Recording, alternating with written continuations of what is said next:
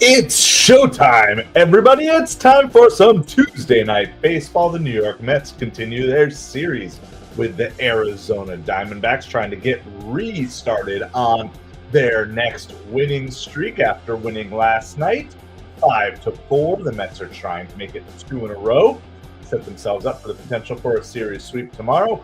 But before we get ahead of ourselves, we're going to get into this game here. Good evening, everybody.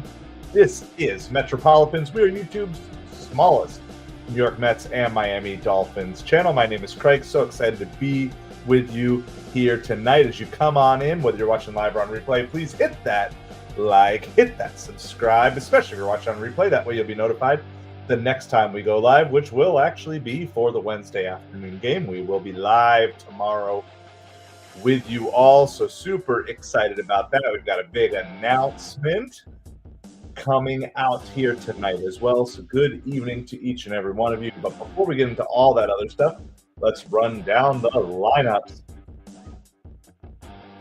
Yeah, the West Coast games, they're nuts. I was so tired. I kept dozing off throughout the day. I agree with you, Jonathan. All right, here's the starting lineup for the Mets. Leading off is Lindor playing shortstop, Juan Soto batting second in right, Pete Alonso staying in that 3-hole, which is, again, probably this top three will be the top three for most every game, but he is hitting third, playing first base. Cleanup tonight is Starling Marte. He's the designated hitter. In fifth is Brandon Nimmo in left field. Sixth is Mark Vientos playing third. Jeff McNeil is second base, hitting seventh, and Francisco Alvarez is catching and hitting eighth. And Tyrone Taylor is center field and batting ninth. Is that the same exact lineup as yesterday? It might be. It might be. It sure feels like it. So that leaves the Mets bench being Luis Angel Acuna, Jose Azocar, Brett Beatty, and Luis Torrens. I'm going to imagine that you're going to see Torrens and Beatty and Acuna. You might see all four of those guys tomorrow in the starting lineup with the day game after the night game. So pitching for the Diamondbacks tonight is Zach Gallen, who absolutely shut us down. He absolutely shut us down in New York, so Mets are looking for some revenge. Pitching for the Mets tonight will be David Peterson. Peterson's off to a pretty good start. His ERA is 3.06, so not, top of the league, but certainly not bad at all. Just kind of going to look up some of his stats here, see how he's trending in general, because sometimes you lose a little bit. Yeah, I mean, he's been pretty solid right around a 3 ERA right from the start.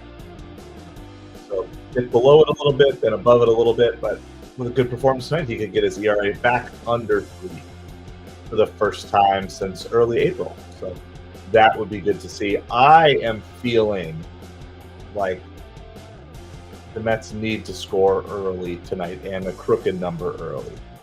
So, yeah, we got this game. Thankfully, this is the last late-night West Coast game we have for a little bit. So the good news for me is the late-night West Coast games do not interfere with my schedule, so it's easier to cover them. Of course, the bad news is you still have to wake up the next morning on that end. It doesn't interfere with work schedule or anything else, so I'm excited to be with all of you here today. So as you come on in, again, please hit that like, hit that subscribe. Chime on in, let us know where you are, who you're cheering for, who your team is, even if you're not a Mets fan or a Diamondbacks fan. That's fine. I'd love to hear from you. And we're just waiting for the game to get started here. We've already run over all the lines. I guess we can run down the Diamondbacks lineup here really quick. Ketel Marte leading off, playing second. Corbin Carroll in the 2-hole today in right field. Grichuk is the designated hitter, hitting third. Eugenio Suarez, cleanup, playing third base. Josh Naylor in the 5-hole, playing first. Lourdes Gurriel Jr., left field, batting sixth. Batting seventh is Geraldo Perdomo, playing short. And Hampson is the center fielder, batting eighth. And Herrera's catching and hitting ninth. The sweetest swing on the Mets. I don't know. When it's on, Lindor's swing is really pretty. I mean, all these guys can have really nice swings from time to time, Soto and Alonso, but I think consistently I would say that ugliest swing. Maybe not all the time, but I would say Francisco Alvarez. Francisco Alvarez. Soto is not a bad choice, but it kind of depends on if you mean like at their peak or in general. So, first pitch is a strike. McNeil, yeah, that's a good. It's kind of a slap hitter. I see that too. He was on my short list. Yankees are taking care of the Padres. All right. 1 ball, 1 strike count to Lindor here to lead off the game. I was watching a little bit of the game while I was getting set up for this, and I saw Judge hit a home run tonight. Lindor slaps it, but right to the third baseman playing on the grass. Yeah, Darryl Strawberry was like the sweetest swing of all time. That's by far the one that came to my head first. Darryl Strawberry was like Ken Griffey Jr. light. You know, I think Ken Griffey Jr. is the sweetest swing that I've ever seen. Probably my favorite baseball swing of all time. But Darryl Strawberry had that style of swing before Griffey Jr. came around. And certainly I would say the sweetest swing that I recall seeing. Doesn't mean there weren't some other ones before then, but at least in my Mets watching. 1 ball, 1 strike to Juan Soto here. We're top of the first inning.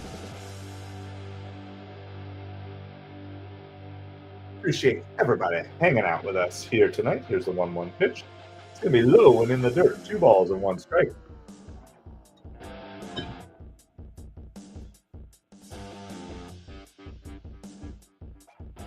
The Diamondbacks have a patch on their jerseys. It's like AV net, but every time I see it, it looks kind of cut off, and I keep thinking it says Skynet.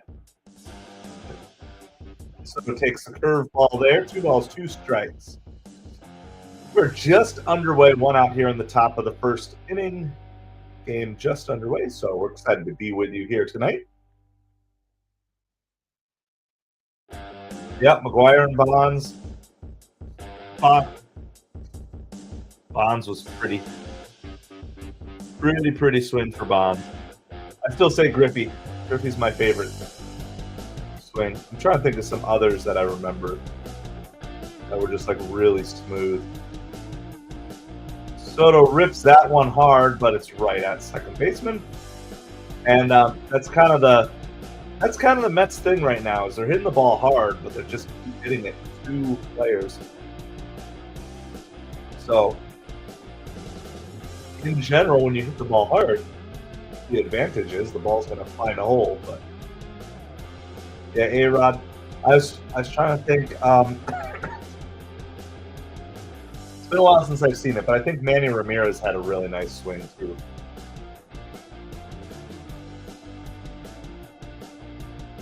And of course, if you just want like the most efficient swing or maybe the best swing, probably Tony Gwynn. I always default to Tony Gwynn. He was so good. All right, Pete Alonso at the plate. No balls, 1 strike to Pete. Pete grounds that one foul down the third base line. The Mets scored all their runs on 2 home runs last night. 1 by Pete, 1 by Lindor. Pete Alonso is the man. That's high to Pete. 1 ball, 2 strikes. Oh, Bo Jackson swing. I don't know if I can picture that one. I'd have to look that one up. I mean, I've seen it a lot of times, but I just don't. He was a beast. And he was just as much of a beast defensively as he was offensively.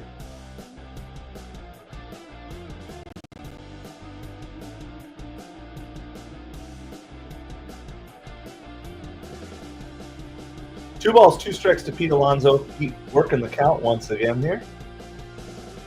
Pete fouls that one away. Pete Alonso, best power hitting. He's a Met. This is just stupid for not drafting him. He wanted to be a Met. He could have gone other places. He had options. You know, I mean, I know it was played up that nobody wanted Pete, but if Pete was wanting to sign somewhere else, he could have gotten a deal done somewhere else. Pete wanted to be with the Mets. Curveball gets Pete here though this time, so it is a 1-2-3 inning for Zach Gallen, and I was saying we need to put up a crooked number in the top of the first. So obviously the Mets don't care what I have to say. So you go down 1-2-3. We're going to the bottom of the first inning. David Peterson pitching for the Mets. Appreciate everybody hanging out with us here tonight. You should come on in. Make sure you hit that like, hit that subscribe. We are MetropoliFins. We're YouTube's smallest Mets Miami Dolphins channel. My name is Craig. So we are on commercial break, headed to the bottom of the first inning. Ketel Marte, Corbin Carroll, and it's Randall Grichuk. I still don't know how to say his name. Grichuk? Randall Grichuk. Anyway, that's who's due up. For the Mets today, pitching will be David Peterson. This will be his 7th start of the season. Come with the fire, Peterson. You better believe it. I mean, his last performance.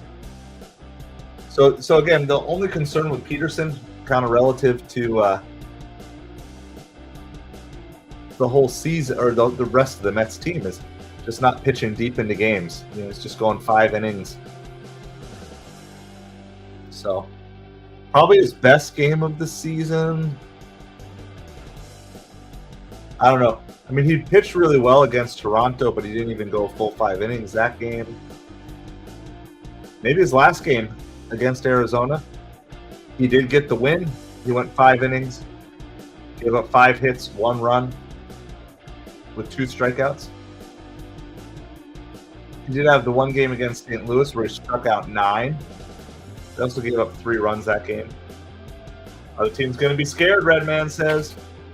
I'm sure they are rattling in their boots. There's a snake in my boot. All right, here's the first pitch from David Peterson. It's going to be inside. 1 ball, no strikes. So Ketel Marte, he was out. We mentioned this last night. He was out when the Mets played the Diamondbacks a couple series ago. Here's a little dribbler up the first baseline, and Peterson's going to actually tag out Marte.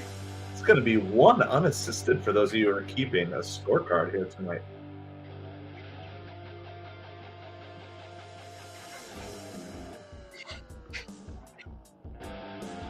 Let's just hope that the Mets can just settle into a good rhythm here.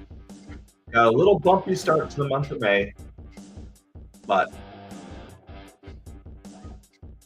when you look at it overall, the further you get away from that doubleheader sweep, the more you realize, like, it was just a couple things that could have easily gotten the Mets' way. The Mets could have easily swept that doubleheader as well, just the way the ball bounces or doesn't bounce or gets caught sometimes. That ball is a hard ground ball, almost eats up McNeil, but he stays with it. And Corbin Carroll is retired, so that's 2 up, 2 down for the Diamondbacks. Yeah, Marte versus Marte tonight, Redman.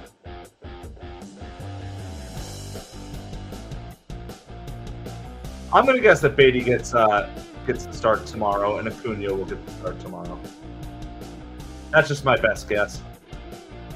I mean, I'm assuming Beatty is healed up enough from his toe injury to play. Otherwise, they wouldn't have brought him up.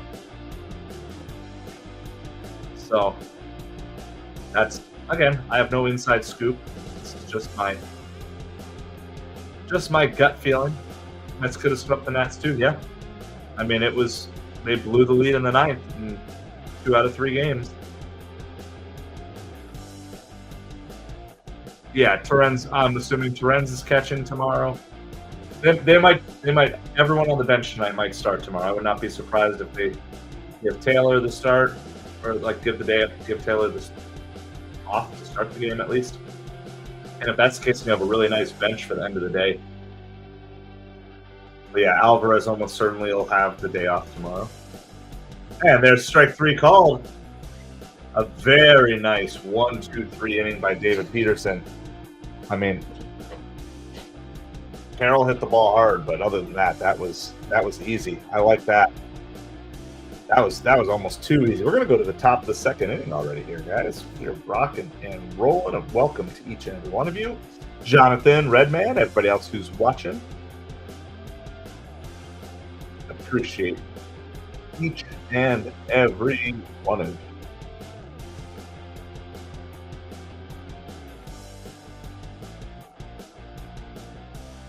Francisco Lindor is the best. Edwin Diaz is good yesterday. Yeah. Got the job done. Doesn't always have to be pretty. Sometimes it just has to be. All right, let's do this. Let's do a nice little scoreboard update here really quick. So you can see everything that's going on around the league. Lots of games. Full slate tonight, I believe. I don't think anybody has off. Technically, the Tigers-Rockies game was rained out. All right. So here's the games that are ongoing right now.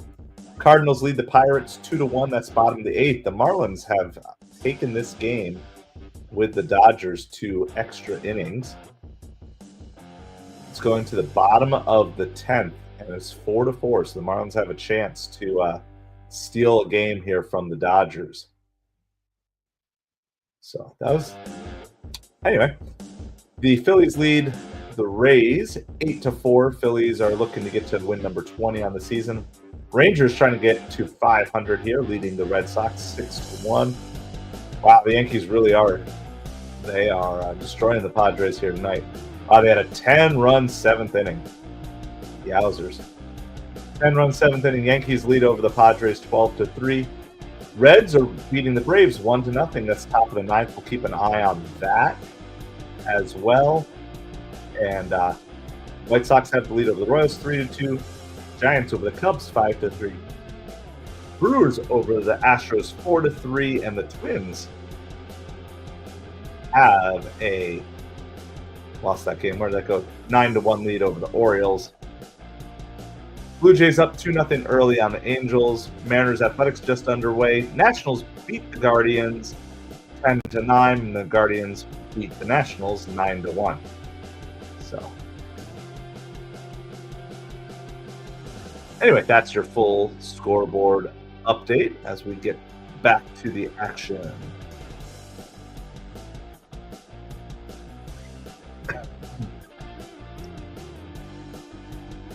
Very quickly, Starling Marte is retired here in the top of the second. So we're going to have Nimmo and then Vientos up here. Top of the second, still a 0-0 game. You get angry when the Mets leave runners on base? Yeah.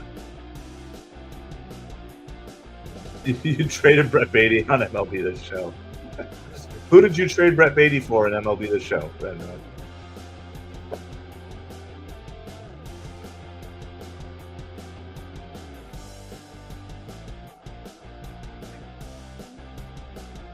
Zach Gallen is only 29 years old. It feels like he's been around for a long, long time. 1 ball, 1 strike to Brandon Nim. We'll see if Brandon can keep working on taking some pitches and working some counts a little bit longer. Takes that pitch high. 2 balls, 1 strike. I really like Nimmo's approach to the plate last night.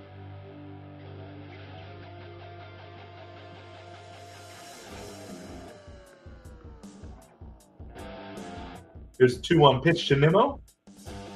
Nimmo fouls that back. 2 balls and 2 strikes. So we're top of the second inning. Still 0-0. We're going to try to keep an eye on this is lifted out center field, but in play. And he is retired, so it's going to be 2 outs here in the top of the second.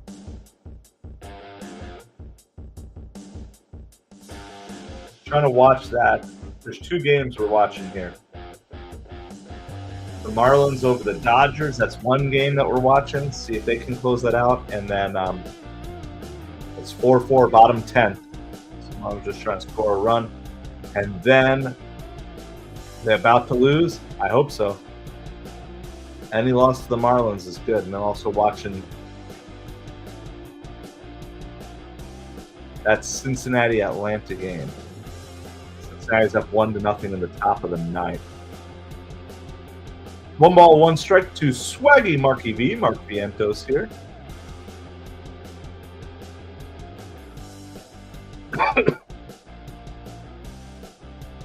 Bases loaded for the Marlins, yep, with nobody out. And Vientos is going to line out to center field, and that will retire the side for the Mets this inning. All right, let's do this since we're going to commercial break anyway. Let's. Oh, I can't hop over to it because it's Marlins, but I can throw up the game day of the Dodgers here really quick. Let's we'll try to watch this in real time. Marlins have the bases loaded here. Bottom of the 10th, nobody out. Fire rising. Here we go, and that's it. That's gonna. I don't even know what happened. Just as in play runs, and it's showing everybody walking off the field. Jesus Sanchez singles, and the Marlins defeat the Dodgers. We'll take it. Any Dodgers loss is a good loss. So it's kind of weird how everybody keeps talking about the Dodgers as this unbeatable juggernaut, and yet they, they're still just a bunch of humans on a baseball team with good days and bad days. Similar to the Mets, Ohtani's not even hitting 300 yet on the season. The lineup is deep, but Conforto's struggling so bad, guys. His batting average just keeps dropping and dropping. And he got off to a great start. In 5 games in March, Conforto hit 294. For the month of April, he hit 123. And in the month of May, Michael Conforto is hitting 077. 077 is what he's hitting. His batting average is down to 142. 142 on the season. Savage Batman, how's it going? Oscar's out with a hammy. Braves are about to lose as well. We're not going to get a Phillies loss, I don't think, tonight. But Eugenio Suarez is leading off for the Diamondbacks here in the bottom of the second. He's going to pop this one up on the 0-1 pitch. Alonso calls it. Waves everybody off. There's a 1 quick out here in the bottom of the second inning. Hope you're doing well, Savage Batman. Hold on, I can stop the screen there. We don't care about that game anymore. Now that the Dodgers have lost. Yeah, it's 1-0. We'll watch that. Yeah, so Senga was actually below 1 with his ERA for a little while. The only thing is, like, all these Mets pitchers that get close to the ERA lead, they just don't have enough innings pitched. Last I knew, Yamamoto was the ERA leader. I'm going to look up Senga here really quick. But he is off to a great start. Here's the 0-1 pitch to Josh Naylor. That catches the inside corner. Well, no balls, 2 strikes. Senga, yeah, he's 1.38 is his current ERA for Kodai Senga. He had it as low as 0.79. He gave.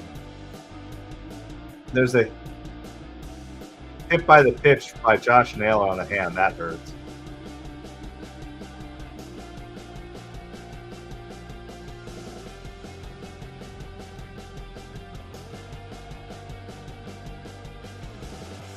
Yeah, I saw that. I just rewatched that hit by pitch. Yeah, that hurts.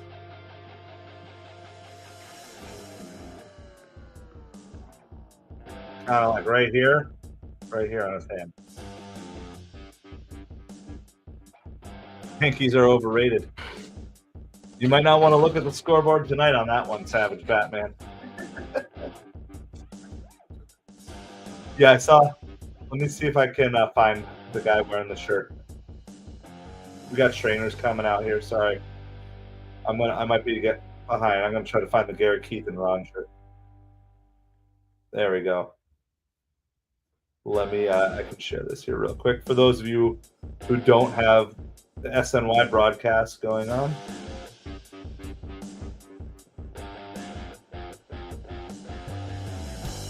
There it is.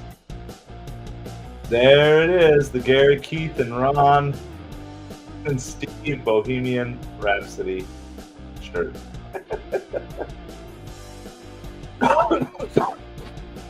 Good stuff. Good stuff. All right, back to the actual action.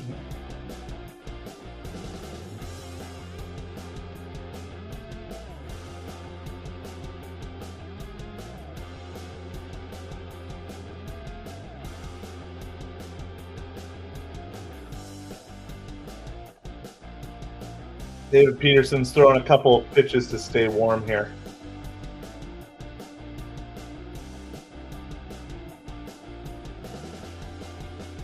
Byron Buxton, 2 for 4 with a home run tonight. It'd be really nice to have Byron Buxton as our center fielder, I'm not going to lie. If I could pick one player that I think realistically could be available at the trade deadline that would fit this team, it's Byron Buxton. Savage Batman is a Red Sox fan, Soundwave. You'll just have to understand him. Maybe forgive him. All right. So Josh Naylor is going to stay in the game despite a lot of time. They might check on him in between innings here a little bit. I wouldn't be surprised if they take him out precautionary at some point. But Lourdes Gurriel swings and misses at the first pitch. There's one out here in the bottom of the second. One runner on by a hit by pitch.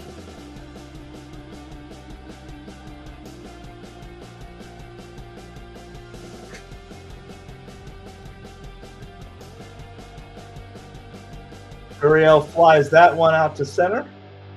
Tyrone Taylor gets under that. Ooh. Yeah, Naylor does not look comfortable at all. Yankees are they are balling out today.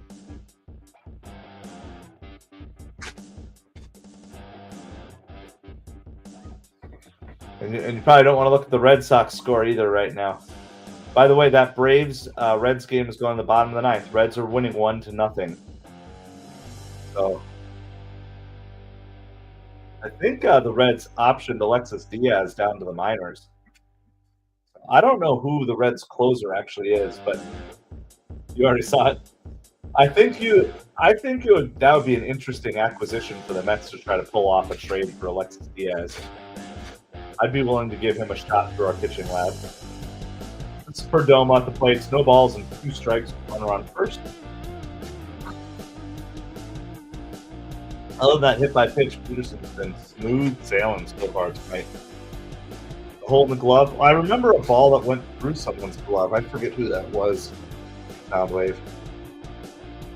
So we'll talk about this a little bit throughout the night. We do have a big announcement tonight, so excited to share that with you guys. Here we'll talk about it a couple times. We'll wait till the commercial break here. Here's the 0-2 pitch. Oh yeah, under the glove. Yes, it gets by Buckner. Perdomo grounds it right back to Peterson. Tosses it over to Pete Alonso, and we're going to go to the top of the third inning.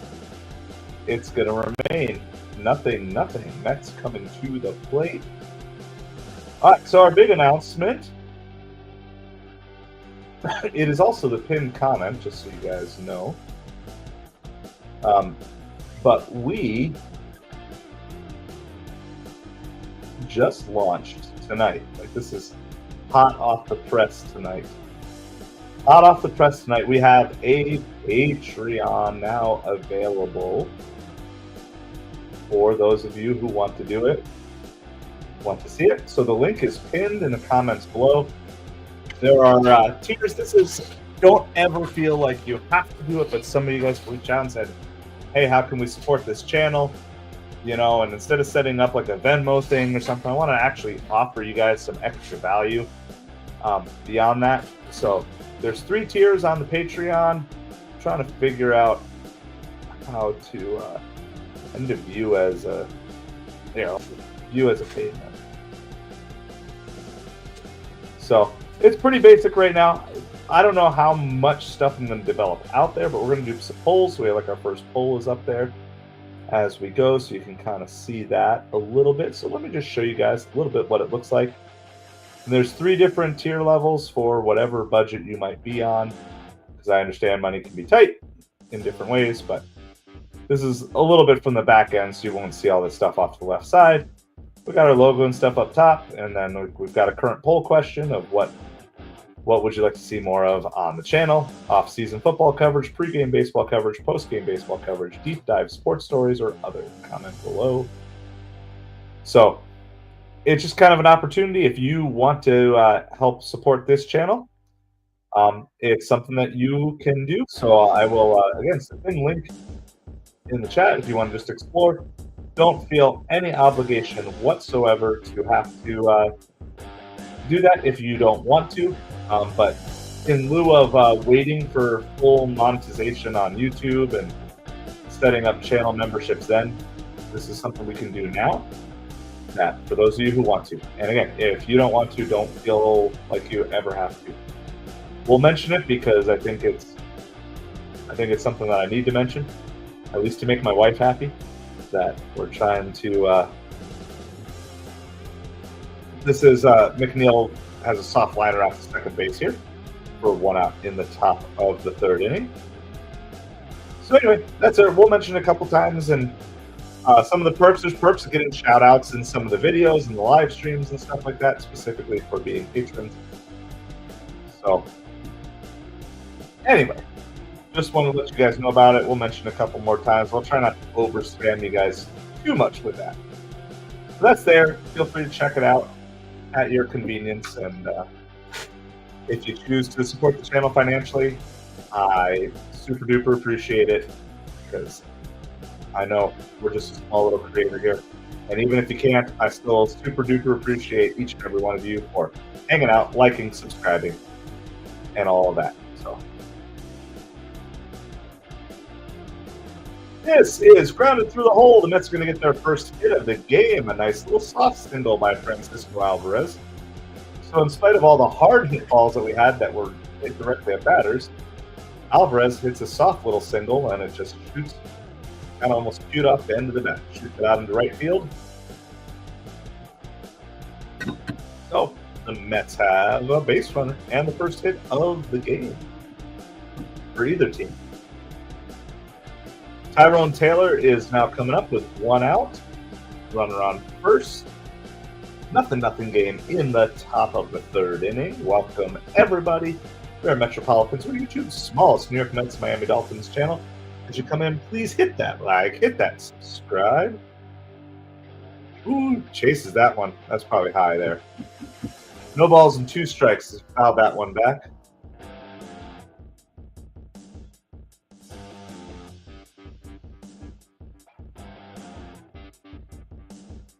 Here's the 0-2 pitch. Tyrone Taylor breaks his bat. And I think he beat that out. Wow. I think Tyrone Taylor beat that one out. I mean, that bat got absolutely splintered. Yeah, the Mets are going to challenge. I'm pretty sure he was safe on that. I thought in real time he beat it. Gary and Keith both thought he beat it in real time, too. I didn't even think it was particularly close. Let's see a replay here. Never know. We're not perfect. Yeah, he beat it. It was a little closer.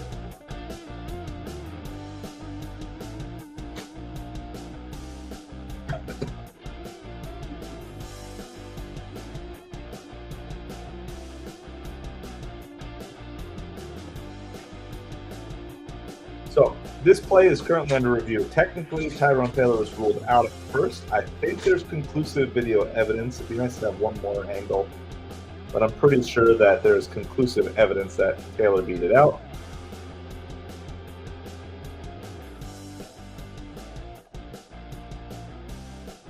The Diamondbacks are not leaving the field, so that's a good sign. That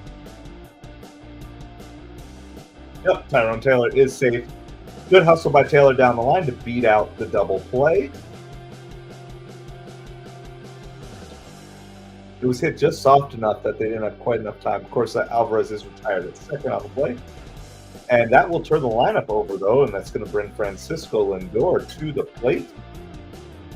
This is 1 on, 2 outs, top of a third, nothing game. Francisco Lindor at the plate, Zach Gallen pitching. First pitch is a ball just outside.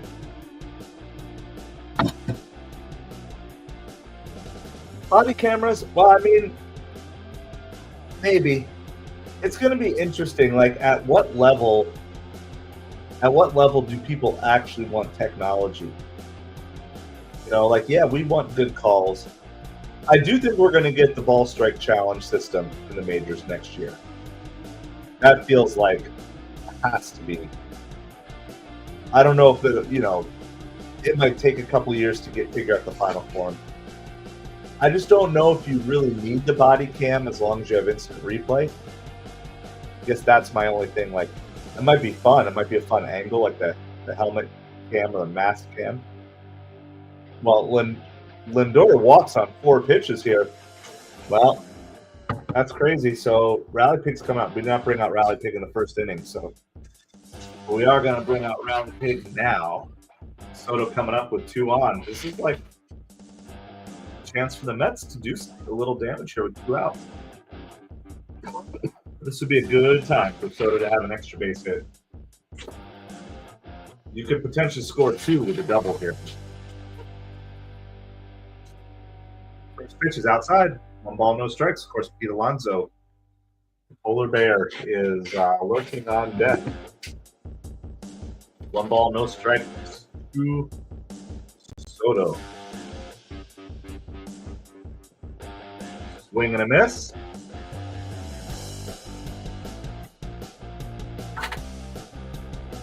One ball, 1 strike to Soto.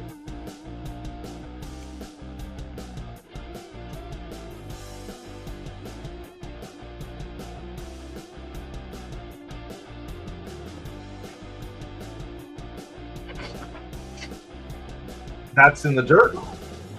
2 balls, 1 strike. Trevor Bauer is recording his thoughts, his pitch-by-pitch analysis during his starts. Most access to any MLB player I've ever seen. Yeah, well, Trevor Bauer is definitely, obviously, he's very polarizing for a variety of reasons, but he has learned to harness the power of social media. That's fouled. 2 balls, 2 strikes to Soto.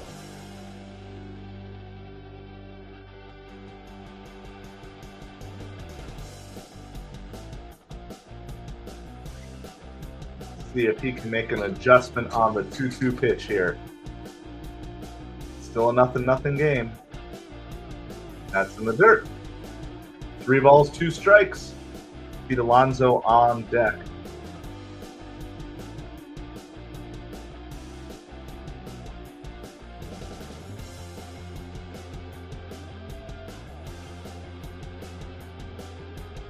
All right, here's the 3-2 pitch. And that's ball 4. The bases are loaded for Pete Alonso.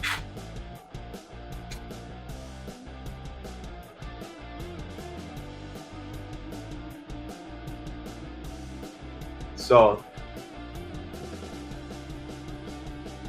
Pete Alonso's coming up. There's going to be a meeting at the mound.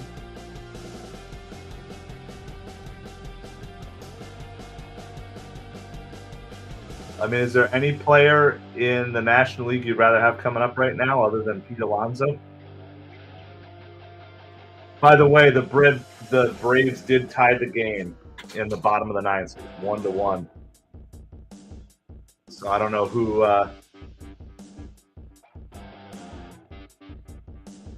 I don't know who the Reds closer is, but not good. Due up in the 10th for the Reds is going to be Ellie De La Cruz, Tyler Stevenson, and Espinal. Who blew that game? Who's the Reds closer right now?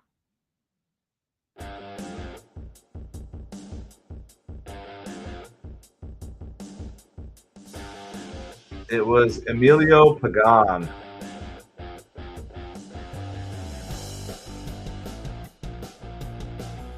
First pitch is inside to Pete. 1 ball, no strikes. There is no place to put him.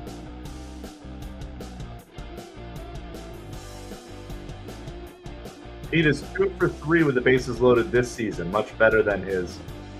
That's also inside. I just love the patience Pete is showing.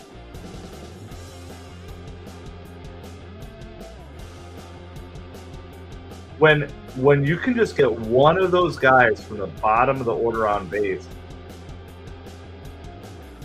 There's a curveball for the strike. 2 balls, 1 strike.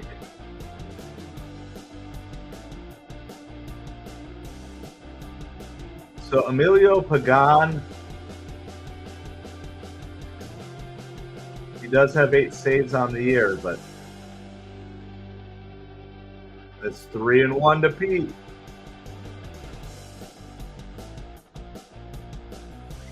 So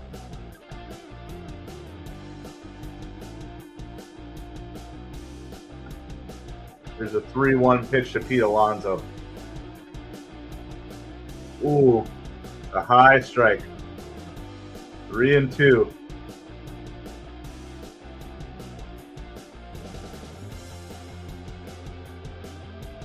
Mendoza's chirping a little bit at the umpire. I think that was probably a strike.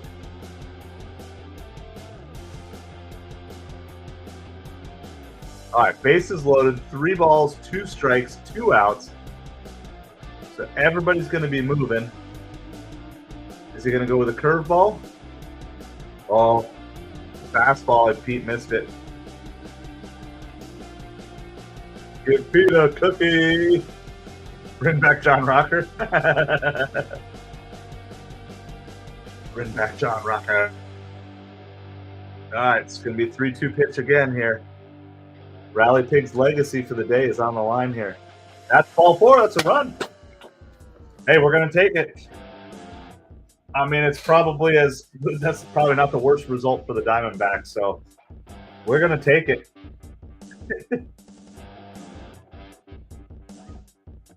Yep, they're saying credit the run, Tyrone Taylor, because this goes all the way back to him hustling down the line, beating out the double play. So an instant replay, getting the call right. That's one thing I do like about modern baseball. And then also Pete's patience. All right, Starling Marte. Marte is probably the lowest batting average of anyone on the Mets right now, and it would be really nice for him to break out. He is a .337 lifetime hitter with the bases loaded. So check swing there. It's no balls and 2 strikes.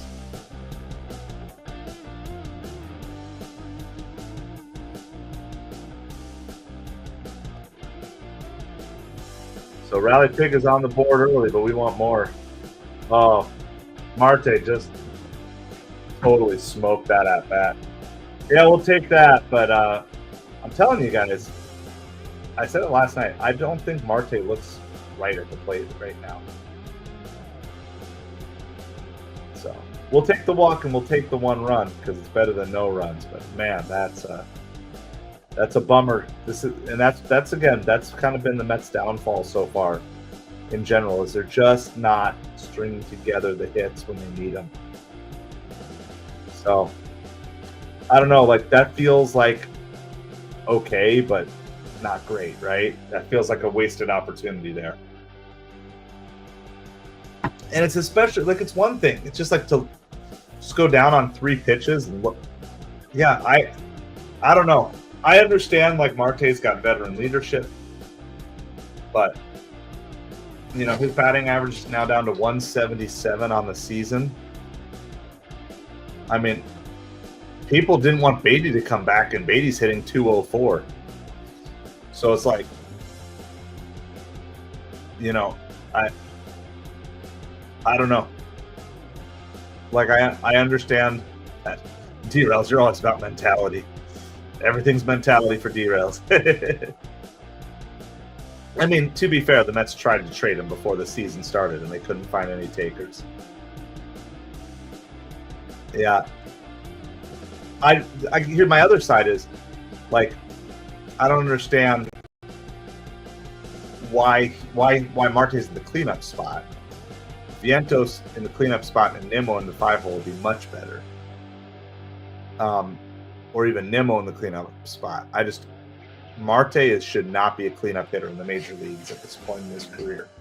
And certainly not with how he's doing this season. So I fail to see the appeal of having him in that spot. You know, if you want to have him down like in the 7-hole or the 8-hole, that's a little different. But you can't have Marte. I mean, because why not? Why not just walk Lindor, Soto, and Alonso, give up the 1 run just so you can face Marte? Do that. Savage Batman, I had the Athletics ranked number 10 in my power rankings this week. I've been all over the Athletics the last couple of weeks. We've been talking about them, and people don't like to believe these things because they think they're flukes. And I'm the opposite. I'm like, you know what? I like to celebrate teams that are fluky while they're there, because then you get to enjoy the ride. And sometimes the flukes are going to fade. You know, like the Los Angeles Angels got off to a hot start and they've just completely died. But then when you have teams like the Athletics, like, why not? Kodai Senga is pitching tomorrow against Merrill Kelly, so we'll be live for that game. It's haunting. Marte is haunting. Maybe it's the Martatality. Martatality derails. A's could be a top wildcard team. It'd be fun. It'd be unexpected. Strike 3 called. So Peterson looking sharp. There's 1 out here. Yeah. So if you guys haven't seen,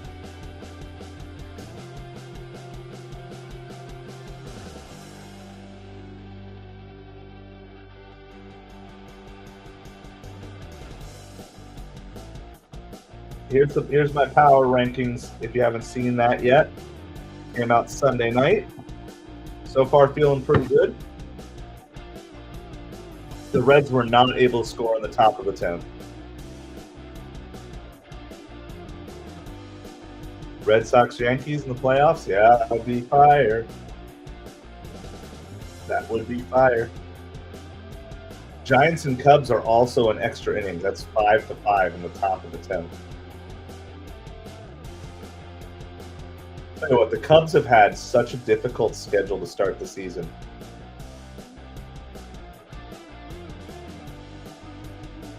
It's 2021, all over again. Herrera is at the plate for the Diamondbacks. Counts 2 balls, 1 strike. There's 1 out in the bottom of the 3rd inning.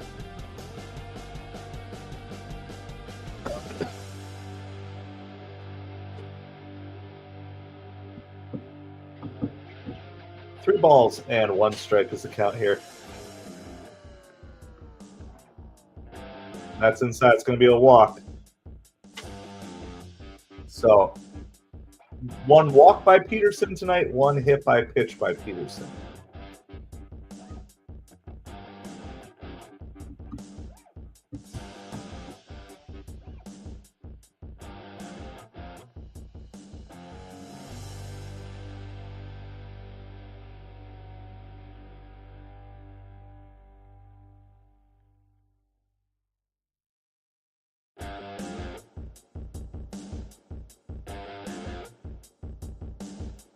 First pitch to Marte is called, strike 1.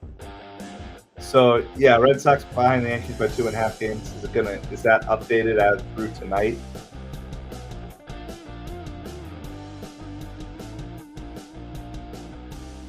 That's low. 1 ball, 1 strike.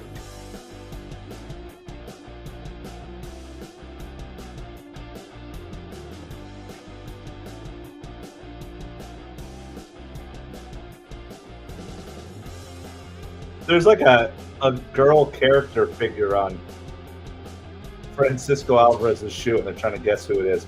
I thought it was Dorothy from Wizard of Oz at first, but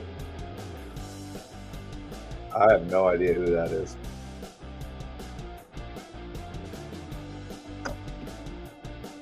Here's a 2-1 pitch to Ketel Marte, runner on first, 1 out. Gets him to swing on that one. 2 balls, 2 strikes. That's Peterson's first curveball of the day. Just absolutely buckled him. Yeah, that was nasty, Justin. That was so nasty.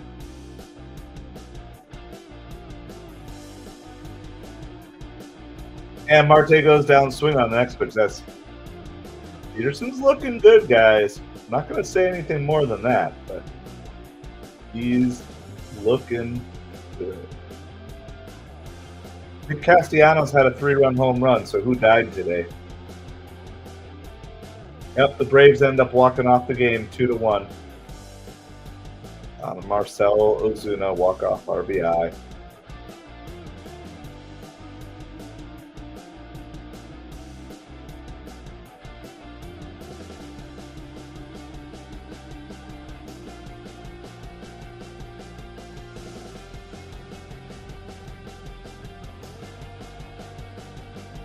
Here's a 1-0 pitch to Corbin Carroll. It's going to be in the dirt. 2 balls and no strikes. Still a runner on first here. Bottom of the 3rd inning. 2 outs. David Peterson pitching to Corbin Carroll.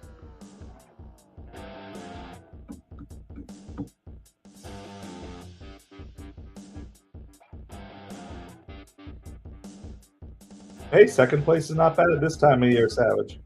Just got to stay hanging around. That's all you got to do. That's a strike. 2 balls, 1 strike. Of course, Carroll hit the leadoff home run for the Diamondbacks last night.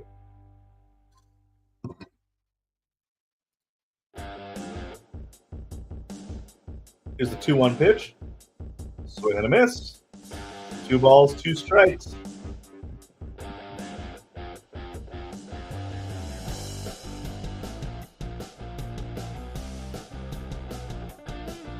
Here's the 2-ball, 2-strike pitch to Corbin Carroll. 2 outs in the bottom of the 3rd. He gets him looking. Nice pitch. Peterson had some nasty pitches that inning. We're going to go to the top of the 4th inning. It is 1-0. Not nothing. I almost got that wrong. Mets scored a run on a Pete Alonso bases loaded walk. That's how the Mets got their 1 run. All right, so you win some, you lose some. The Dodgers ended up losing in extra innings. The Braves ended up winning in extra innings. And right now, the Cubs and the Giants are tied in extra innings. So quite a few games, almost every game has gone final now here. So let's do this. We'll run quick scoreboard because we can do that really fast. There's only a couple games that are going on or just getting underway here. So, all right. So Cardinals beat the Pirates 2-1. Giants Cubs tied at 5. That is bottom of the 10th. In the top of the 4th, the Blue Jays and the Angels are tied at 2. Of course, our game is 1-0 Mets. The Mariners and Athletics are tied 1, top of the 2nd. Marlins beat the Dodgers 5-4 in extras. Rangers beat the Red Sox 6-1. Phillies beat the Rays 8-4. The Yankees decimated the Padres 12-3. Braves pulled it out on a walk-off by Marcell Ozuna in the bottom of the 10th to beat the Reds 2-1. Twins starting to look a little more impressive. I had them on my teams to watch. Honorable mention. They made honorable mention this week. The Braves are looking like they're going to make honorable mentions here soon, too. But anyway, Twins won 9-1.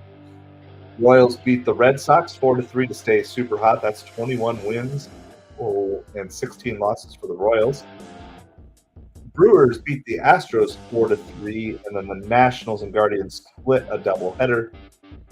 Nationals won 10-9, and they Guardians won 9-1, and Tigers and Rockies were rained out. So that is all of the scores in the majors for today. I mean, I think you have to give to Senga still for now, Justin, in terms of the best Mets pitcher. I think you have to give it to Senga for now.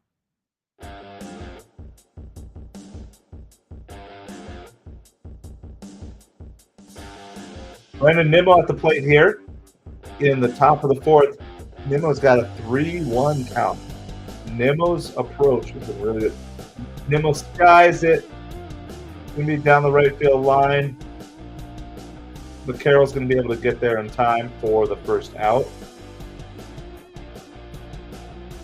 There's going to be one out here in the top of the fourth. I don't know. Yeah, I would say Senga's probably number one. Peterson feels like a good number two.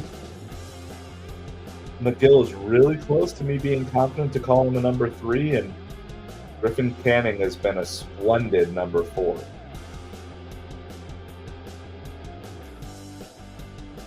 First pitch is a strike to Swaggy Marky V. Mark Vientos. No balls, one strike. And swing and a miss there. No balls and 2 strikes to Vientos. Yeah, Gallen's working quickly and efficiently.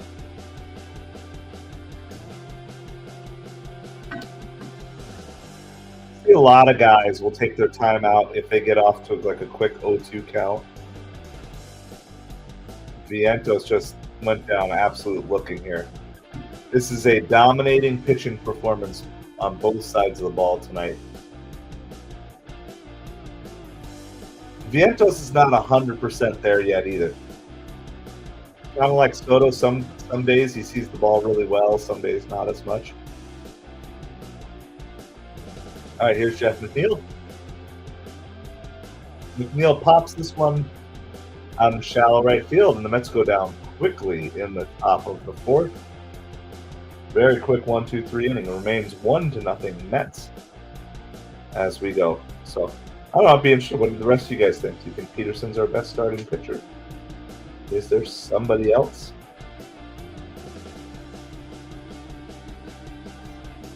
All right, let's see what else. I'm going to tune into this Giants-Cubs game here.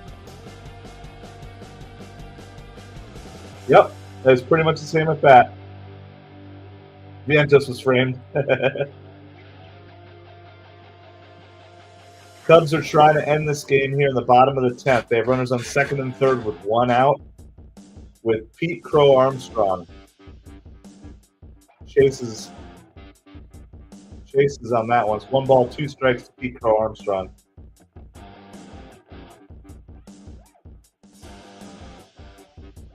Pete Crow Armstrong is having a splendid season, guys. He also would have looked good.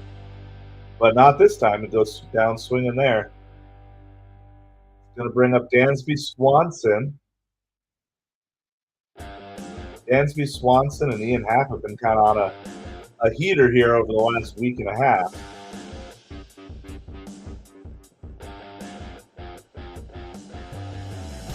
Swanson is 2 for 3 on the night. A base hit wins the game. First pitch to Swanson's fouled down the third baseline. So if the Cubs win, or if the Cubs score a run, they win. It's bottom of the 10th, tied 5-5, playing against the Giants. 2 of the heavyweights in baseball right now. Giants, Padres, Cubs, Mets, Dodgers, probably the top 5 teams in the National League. And that order is going to be rearranged probably a lot as we go throughout the season. But I think the Cubs right now are the best of them all. 1 ball, 1 strike to Dansby Swanson. Don't worry, the Mets game is on commercial break. All right, here we go. Mets game is back. Grichuk is up, and first pitch to him is a strike. We'll keep an eye on that Cubs-Giants game. It's amazing how fast commercial breaks go. Second pitch is a swinging strike here. No balls and 2 strikes on Grichuk. Like when you're watching a baseball game, the commercial break feels so long, but if you switch to another game during commercial break, they go by really fast. No balls, 2 strikes.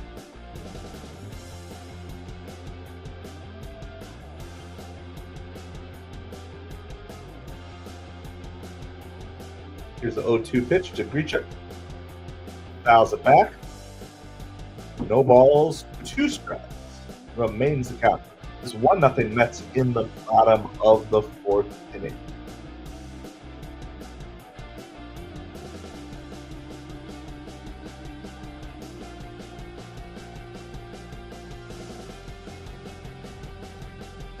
Oh, pulled down the third baseline and went right through the legs of Vientos. Is that going to be an error?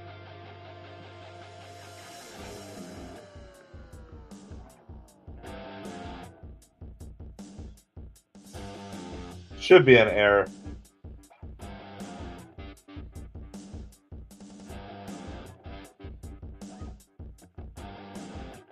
Yeah, they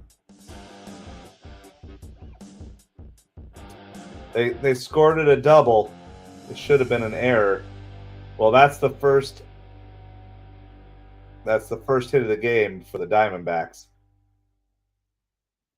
Yeah, that's a routine third baseman play.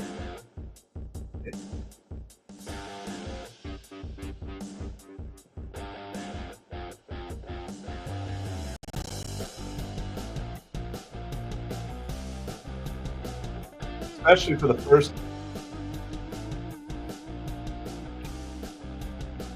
hit of the game. It's 2 balls, no strikes here to Eugenio Suarez.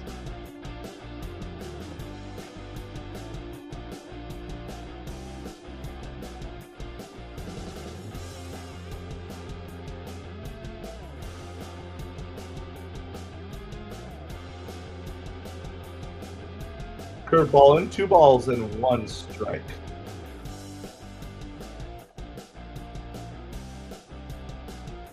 Dansby Swanson lines out to get the Giants out of the inning. We're going to go top of the 11th.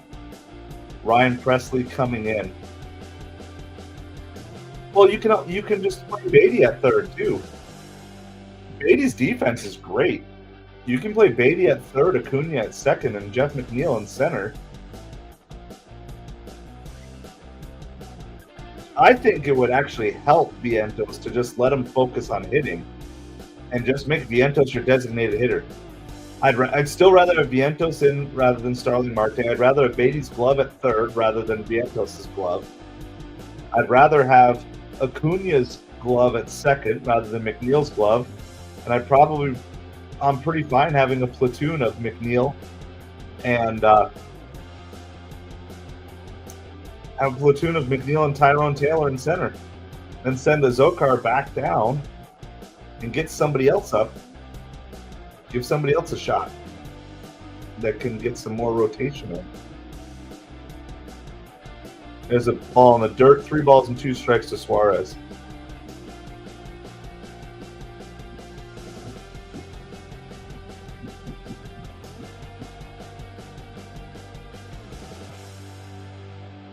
I'm fine platooning McNeil between second and center. Platoon Acuna between second and third. Platoon, that's ball 4. All right, Peterson needs to calm down, relax, take a breather here. So there's 2 on. For now, they're still calling that a hit, I guess. Cubs-Giants game going to the top of the 11th. Seattle just took a 2-1 lead on the Athletics. Blue Jays and Angels still tied at 2.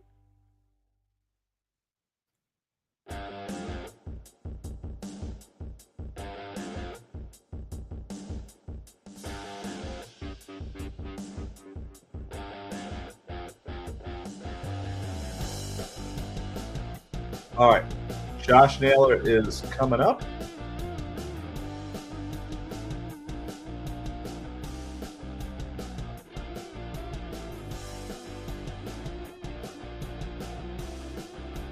Yep. Well, that's true.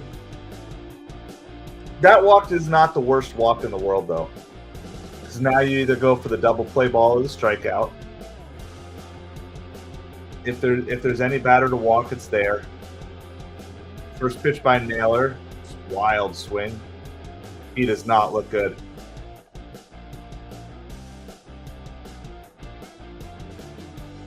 Yeah, he's not even swinging well after getting hit by that pitch. On the Diamondbacks, I probably don't leave him in this game. That pitch is low, 1 ball, 1 strike.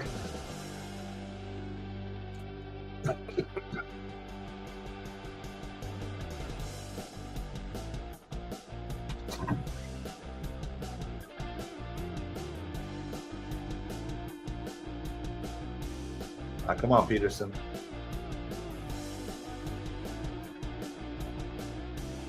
Ball gets away from Alvarez. Grichuk is able to get over to third. Yeah, that one's on Alvarez. It's a pass ball.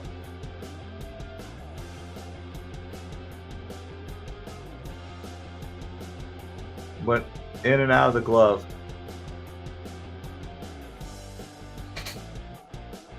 So Diamondbacks have runners on first and third.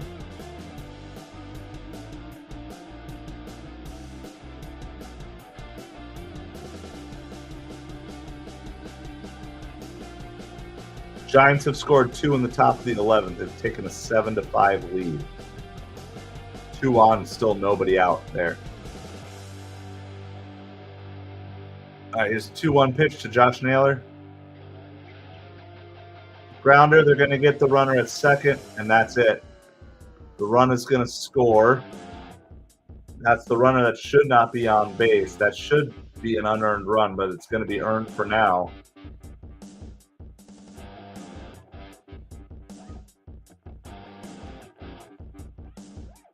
So it's 1-1. For now, that's going to be an earned run, but it really should not.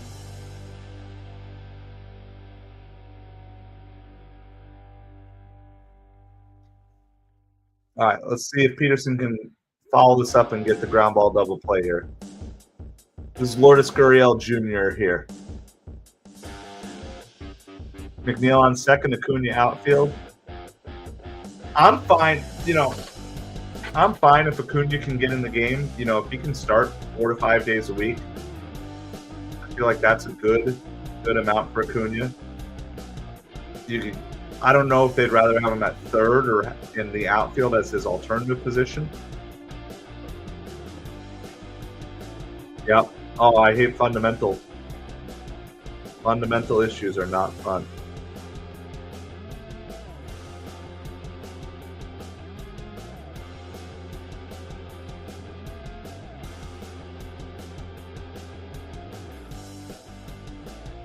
Here's the 0-2 pitch to Lourdes Gurriel Jr. Fair ball down the line.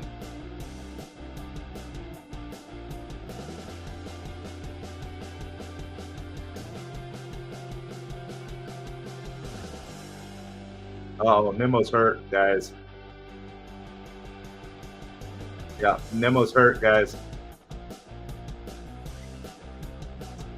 Nemo is hurt.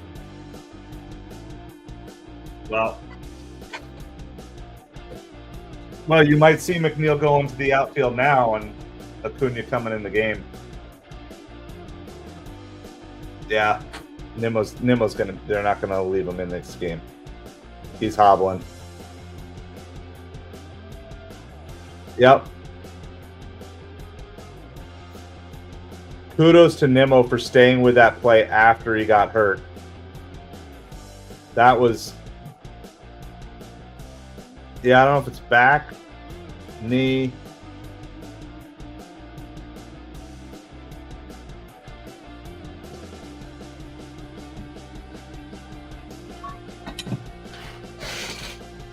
Well, Mets are going to be tested again. There's no way you leave him in this game. I'm sorry, you can't. It's definitely his left knee. I can't imagine you risk this here. Why risk it? You've got McNeil who can play the outfield. How's it going, Midnight? Ruined your song. I can't believe that Nemo's even trying to stay in this game. He's a gamer, guys. I mean, you get frustrated when guys get hurt, but he's trying to stay in this game. It does look maybe a little knee and a little bit of back, a little bit of hamstring. It's kind of like the whole, yeah. So we can do a song at the next inning midnight. We can do a song next inning. He's trying to stay in this game. That's crazy, guys. Kudos to Nemo. I hope he doesn't do anything that's gonna be worse.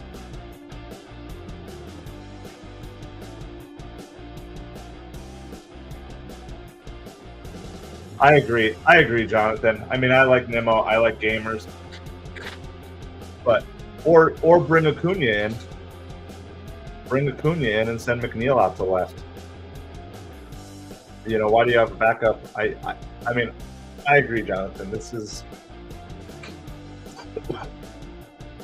I don't know. It's still a 1-1 game with all this going on here. Anyway, Midnight, glad that you're here. I hope you're doing well here tonight.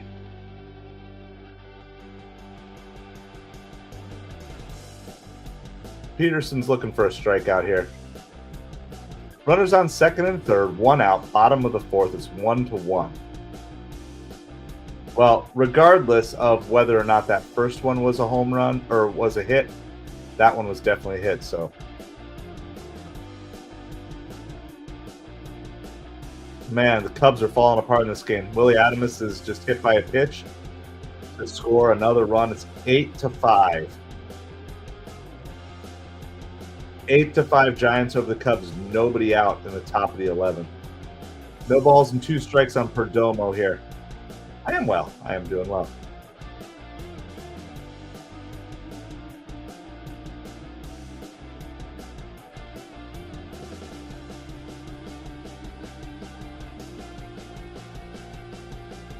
All right. Grounder to Lindor. Lindor's going to get the runner at first. Another run's going to score, but that saved a base hit, which would have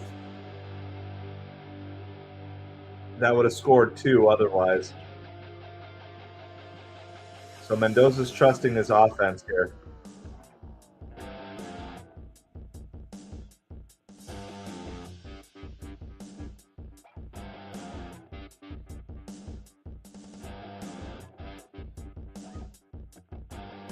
All right, so there's runner on third. There's now 2 outs, 2-1 Diamondbacks. They took the lead on that pitch.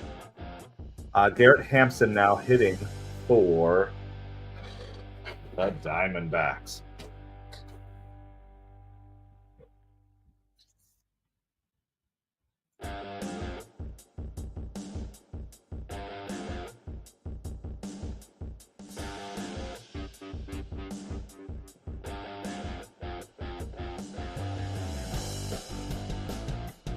No balls and 2 strikes to Garrett Hampson.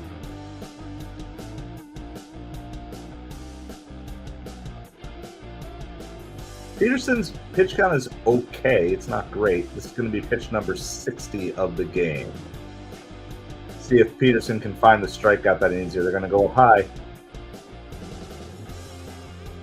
Fly up ball to shallow left. Nemo gets there and gets under it.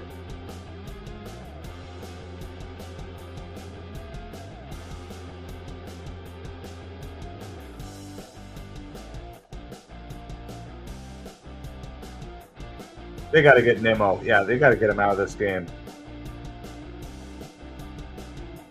Do you guys like Soundwave? Do you guys like the? I can turn the music off in the background if you don't like it, but I feel like it kind of, and you know, every once in a while I get like sucked into a research thing or whatever, but I feel like it's okay. But let me know if it's too loud or if you just don't want it on at all, or you want to try something different. Let me know. It's features that come with StreamYard, so I figure I might as well use them. There's other cool stuff. I don't use all the stuff all the time, but they have. So like if I need to run, I can throw a BRB up. Let's see. I can do that. They have countdowns and stuff before the game. And I can customize. I can put my own stuff in too eventually. put my own logo in eventually. Well, let's see if I can. Hold on, let me see if I can do this. I have an idea.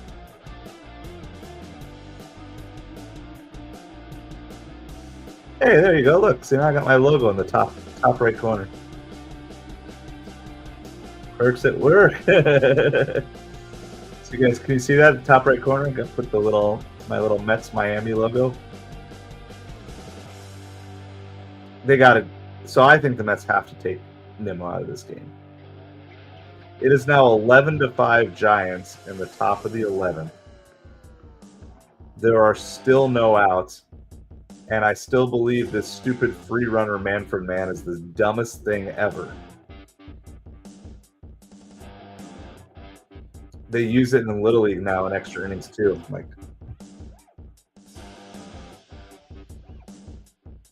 Like, yeah, I get it. Occasionally a team will just go off in extra innings, but really, so the Giants scored 5 runs all game, and now they've scored 6 runs in the 11th inning. And it starts because you're not giving relief pitchers clean starts.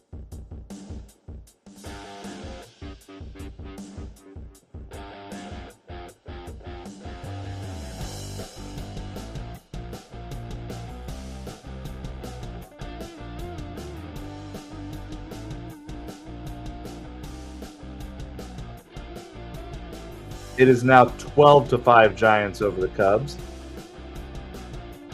Still no outs in the top of the 11th. Ugh.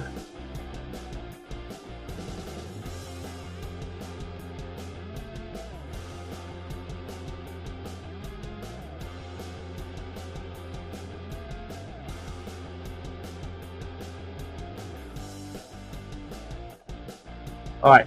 Francisco Alvarez at the plate for the Mets. Sorry, getting distracted by Alvarez goes down looking. There's 1 out here in the top of the 5th inning.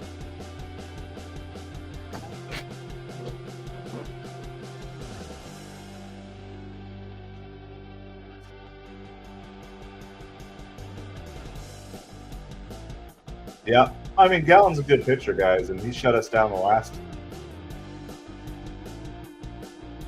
game too. Tyrone Taylor at the plate, Lindor on deck.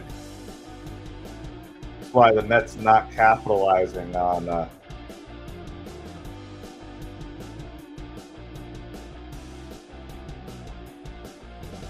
when they had the bases loaded, only scoring 1. Hope that doesn't come back to haunt us, but it usually does. 1 ball, 1 strike is the count to Tyrone Taylor here. That's on the outside corner. That's a good pitch.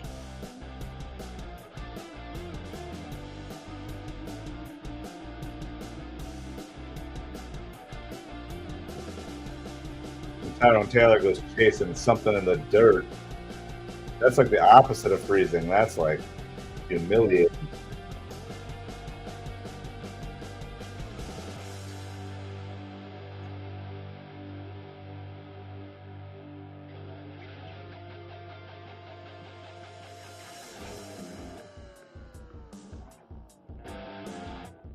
Ryan Presley for the Cubs did not record an out in the 11th inning.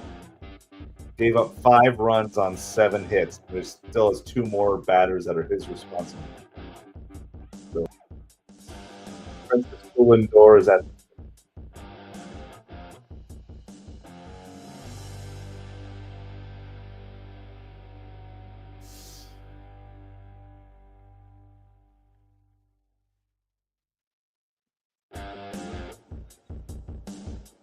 No balls and 1 strike. Mets have home series coming up against the Cubs this weekend, and then the Pirates beginning of next week. Then on the road to the Yankees. Grounded down to first. And another 1-2-3 inning for Zach Gallen, and the Mets go down without much of a fight. It's going to the bottom of the 5th. It is 2-1 Diamondbacks. Might have had the score scrolling wrong, but it's 2-1 Diamondbacks.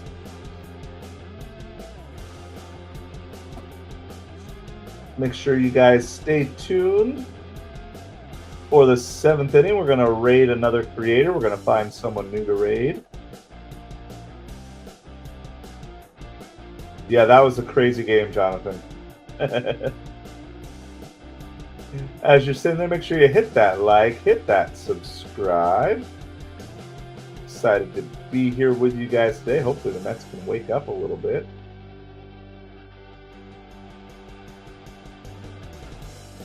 Alright, that's Leaf. We rated you yesterday. Pure Adrenaline Sports, you rated us today.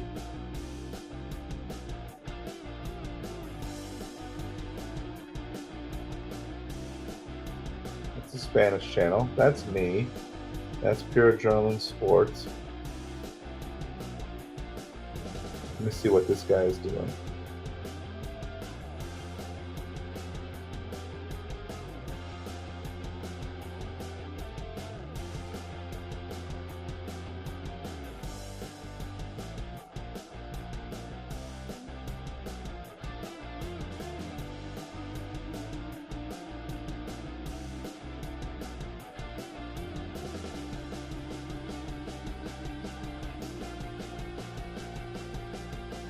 No, not seeing anything there. Looking for someone to raid. Looking for someone to raid.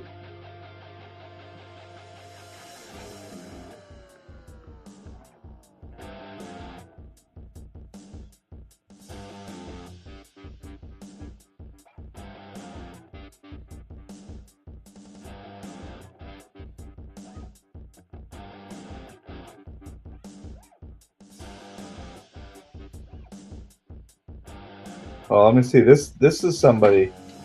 We might have somebody. Hold on, I'm looking.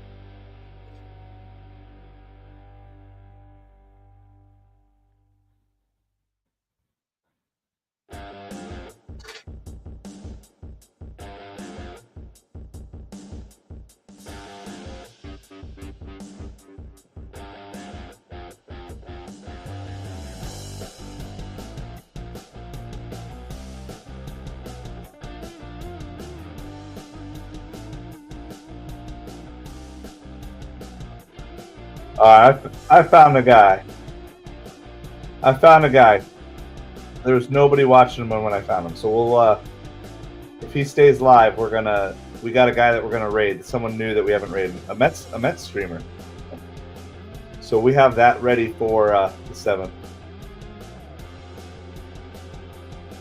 Nemo's not able to get to the ball because he can't run.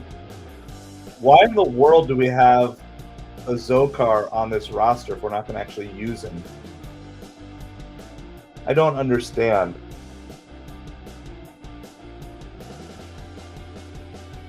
Like, I understand Nemo wants to play, and I respect that. Because he can't get to it, it goes from a single to a double. It's hurting the team now. You've got to get Nemo out of this game.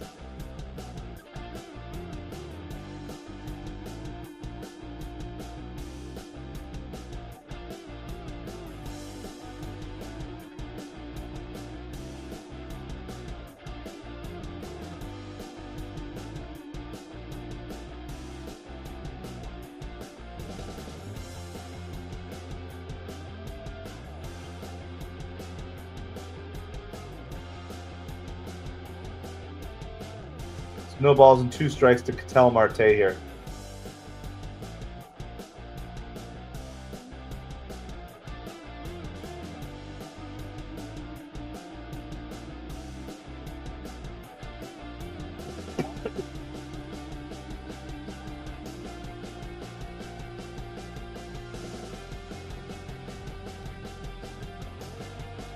Marte takes strike 3 called, so that's good. Peterson's not really getting the help from his defense right now, so he's got to kind of take it on by himself.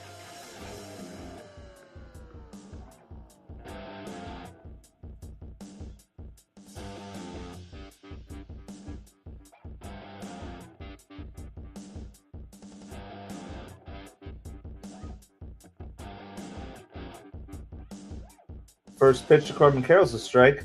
So Peterson keeps dealing. Well, the Mets are definitely wasting opportunities, but Zach Gallen is also pitching amazing tonight. Rels. Other than that one inning where he kind of lost control of the strike zone, Gallen looks really solid. And not just good because the Mets are making him look good. Like, he looks like the Zach Gallen of old. 3 times top 10 in Cy Young voting, Zach Gallen. That's what he looks like tonight.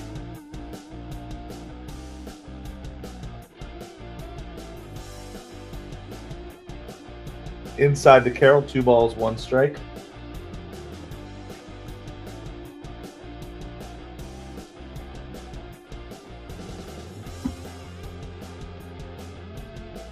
No, it's not, Rels. Not just that.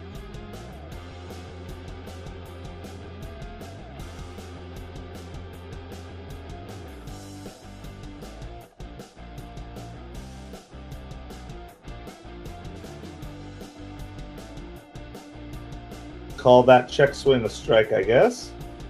2 balls, 2 strikes. Yeah, he went. He went on that. 2 balls, 2 strikes to Corbin Carroll. I mean, this should be a 1-1 game at worst right now.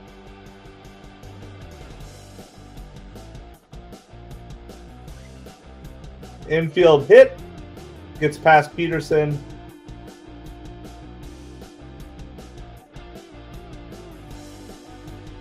McNeil holds the ball, so there's runners on first and third. As soon as it got past Peterson,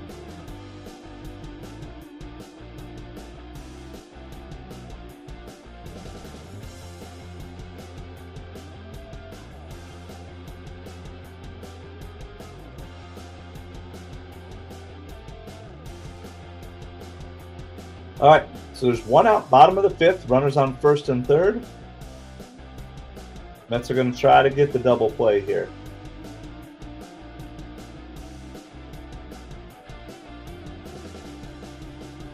First pitch is fouled back. This is Grichuk.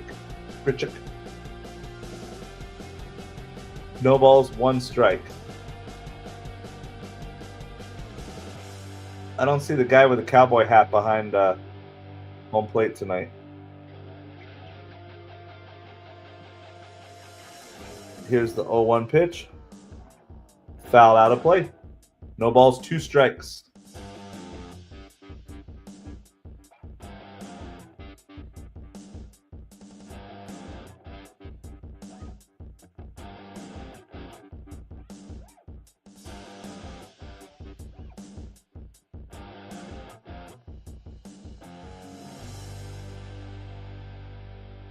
Ball outside, 1 ball, 2 strikes.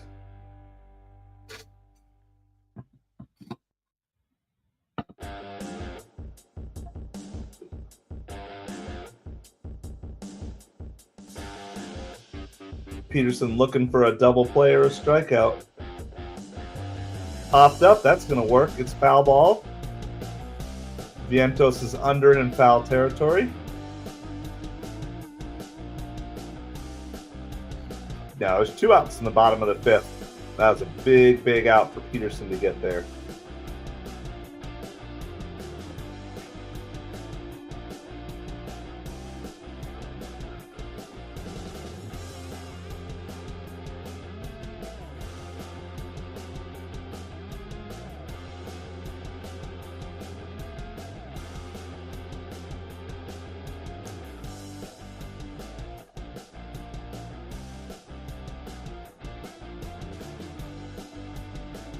Giants scored 9 runs in the 11th inning, so looks like the Cubs are going to lose that game.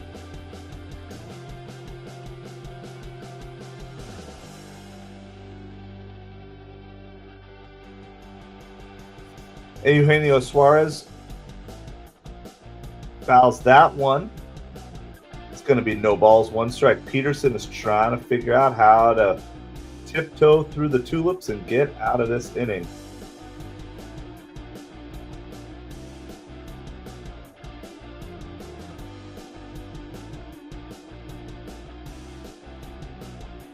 Here's the 0-1 pitch. Dribbler back to Peterson. Throws it over to Pete. So that's a good job by Peterson working through that trouble there that inning.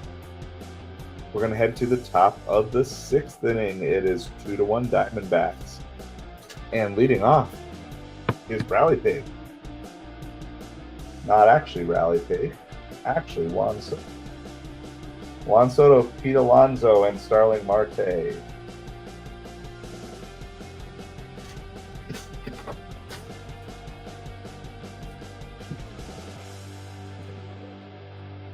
Well, that is true. That is true. Mets got to figure out how to put a crooked number up. See what they can do here. Appreciate everybody hanging out with us here tonight. Please make sure you hit that like, hit that subscribe. We're on the way to 500 subscribers. Our goal is to get there by the All-Star break. Currently at commercial break. I don't know if that Cubs game is officially over, but it's over. Yeah, that game is officially over. Cubs scored 2 in the bottom of the 9th to tie it up. And they gave up 9 in the top of the 11th to lose it. So it's not like they blew the whole game. Cubs were never ahead that entire game.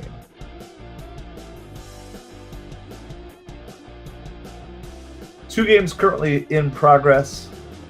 Blue Jays and Angels tied at 2 in the bottom of the 6th. Mariners and Athletics tied at 2 in the bottom of the 4th. Plus our game, 2-1 Diamondbacks over the Mets.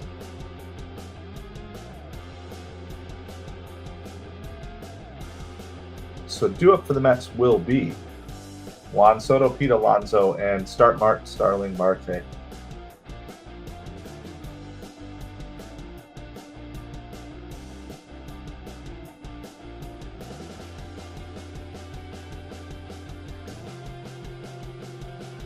Soto squares to bunt, but pulls it back. It's going to be no balls, 1 strike to Soto.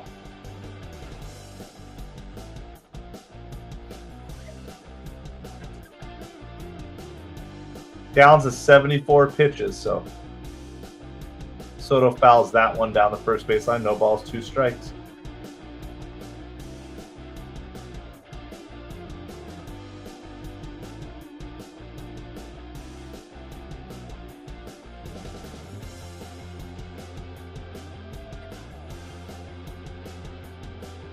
That's outside to Soto.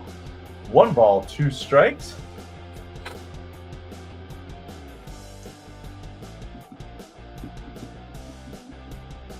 Here's the 1-2 pitch. Ooh, just missed. Gallen wanted that. 2 balls, 2 strikes. Yeah, I think so. I think you're right, Jonathan. Especially after the Mets got into the bullpen a lot yesterday. Juan Soto drives that. Wow. It's a foul ball, but that went really deep. That looked like just off the end of the bat, and it was foul, but it was long enough to be a home run. My goodness, there's a lot of power there. 2-2 pitch. Gonna pop this one up, though. Suarez makes the catch. Gonna be 1 out. Top of the 7th. Pete Alonso coming up.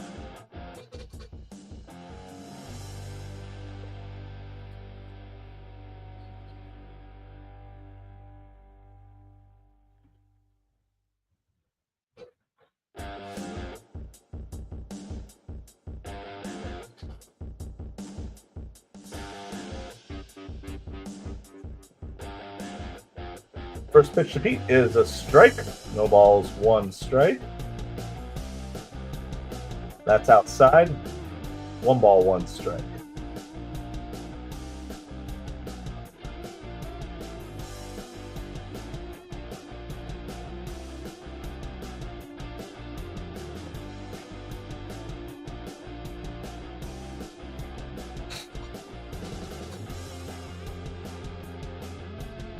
One ball, 2 strikes to Pete Alonso.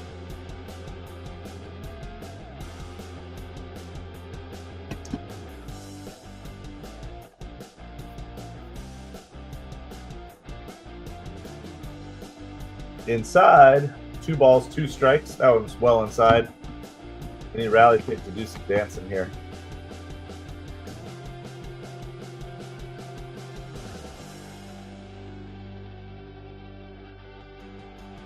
Swing and a miss, Pete. Went chasing on that one. Oh, Pete. Pete's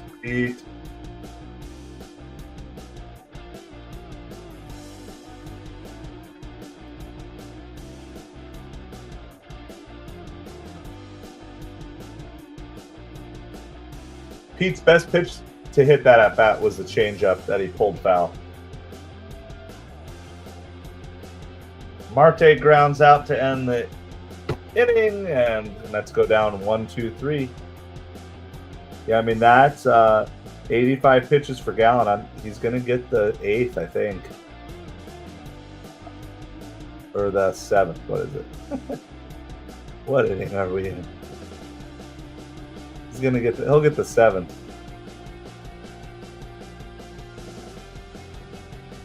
All right, it is 2-1 Diamondbacks.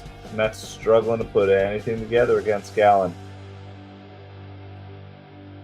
All right, a brief reminder, we have our brand new Patreon is up and running. And I got to give a shout out to our first patron, Byford the Hobbit. Byford the Hobbit, appreciate you so much for joining the Patreon. It's the pinned comment if you want to go check it out. Appreciate the support of this small little channel, and excited to just keep growing this and keep producing hopefully better content as the time goes by. So join whatever tier works for you if you wish to do so. It's just going to help me to keep improving this, be able to make more videos, make more content for you, hang out with you guys more, keep doing more research and deep dives, and just grow the love of both baseball and football in a family-friendly and F-bomb-free environment. So, bye for the Hobbit. Props to you for being our first patron, and just encourage and invite any one of you who wants to check it out. Go ahead, go through that pin link, and got any questions, let me know. We are on our way to the bottom of the 6th inning. Bottom of the 6th inning. I am going to assume Peterson's still going to be in. Peterson's only at 76 pitches himself, so.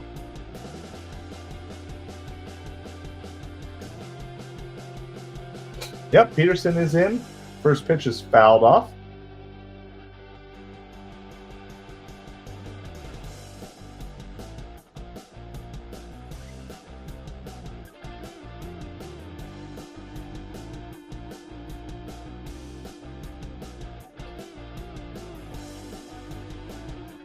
Josh Naylor at the plate. Peterson pitching, no balls, 1 strike. Waves at that, but holds a swing. 1 ball and 1 strike is the count.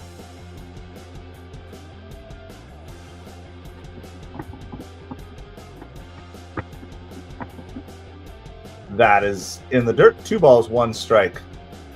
So it'd be nice for Peterson to have a nice, clean, quick inning here. At least get through 6, give the Mets a chance to get them a win. They can score on the top of the 7th. 3-1 to Naylor, though.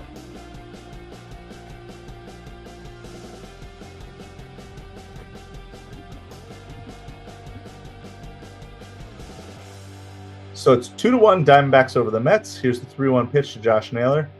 Oh, fouls off his foot. Oh. Naylor got a hit on the hand earlier in the game. Now he fouled that one off his foot. He's going to need an ice bath after tonight.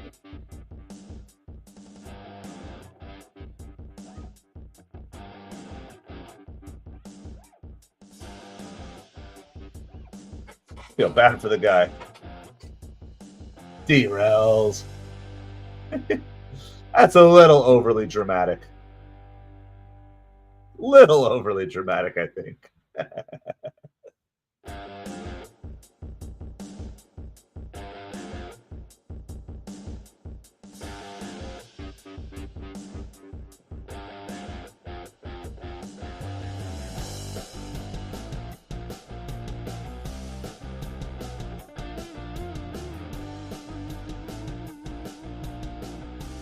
Have a good night, Midnight. Appreciate you so much.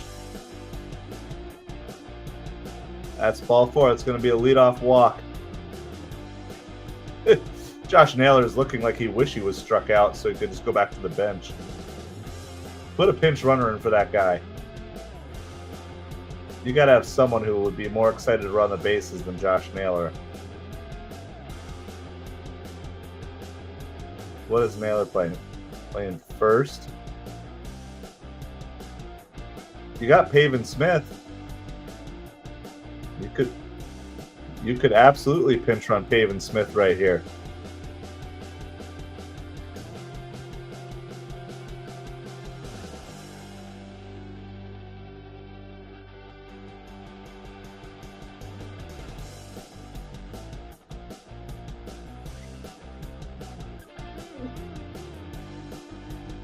That was crushed.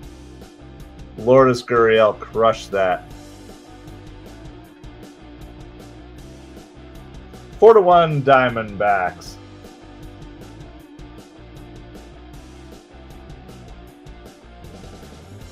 Yeah, Gurriel was just all over that. That was just a hanging pitch. 4-1 Diamondbacks, so the Mets are gonna really need to find some runs now.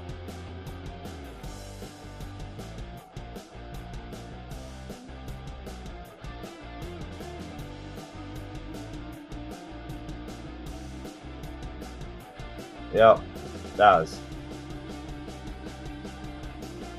Just didn't get that pitch inside at all. Hung it way out over the plate.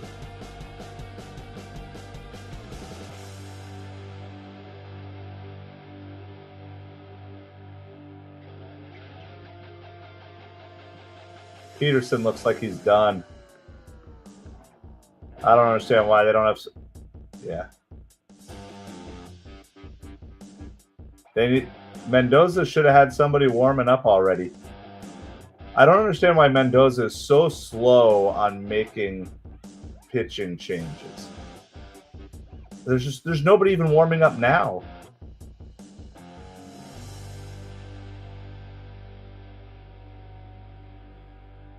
Two balls, one strike is the count here to Perdomo.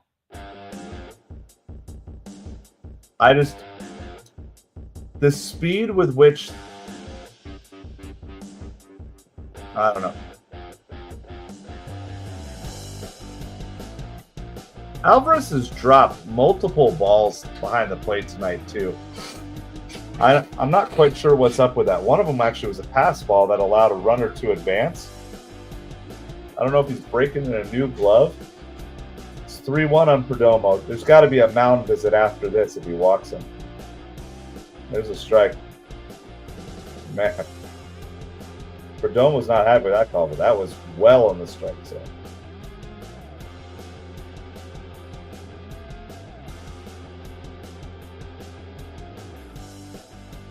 Here's the 3-2 pitch. Fouled down the third baseline.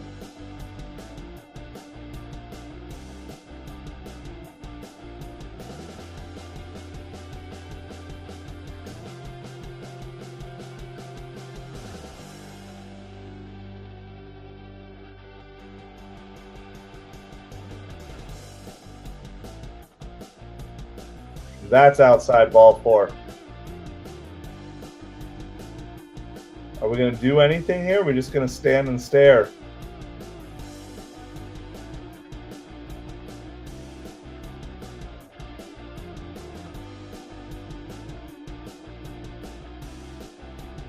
So it's 4-1 Diamondbacks over the Mets.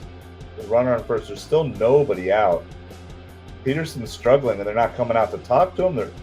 Are we going to warm up anybody in the bullpen? Hampson squares to bunt, takes the strike.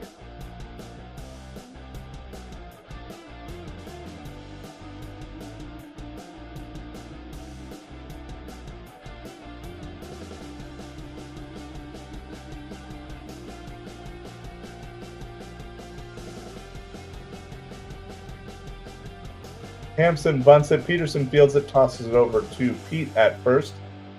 So that is going to move Perdomo up to second.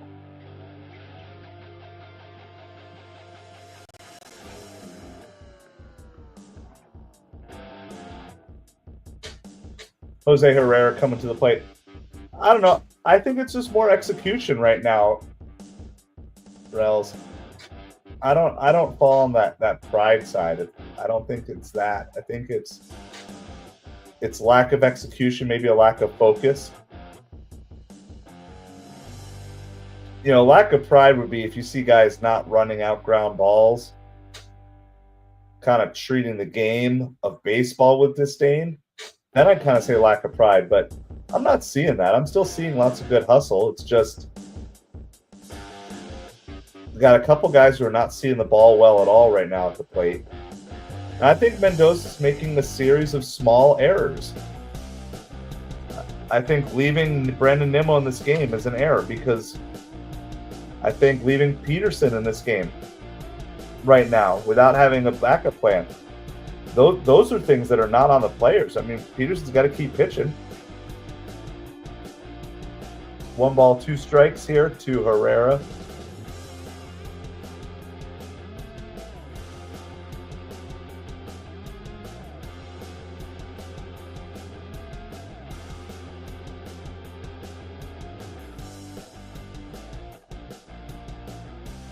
Herrera fouls that one out of play beyond the first base dugout.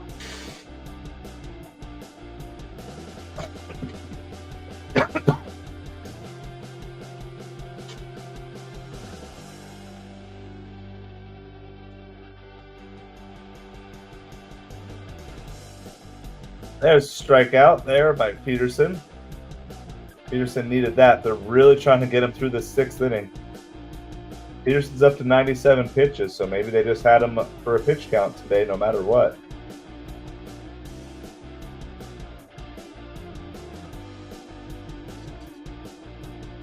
All right. 2 outs, bottom of the 6th, runner on second.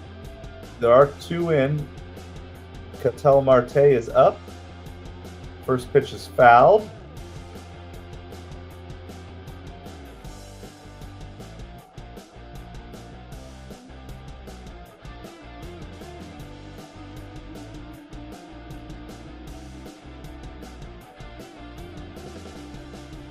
This is pitch number 99 for Peterson here.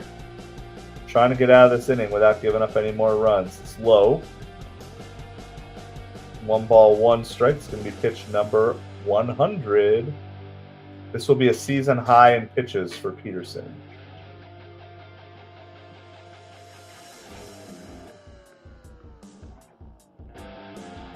Here's the 1-1 pitch to Marte. Gets the call outside corner. Marte does not like it.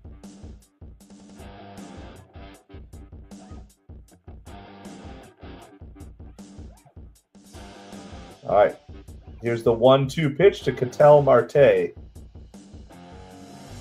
Looks like they want to go high. Does not quite go. That's what he wanted. Just a little bit out of the strike zone.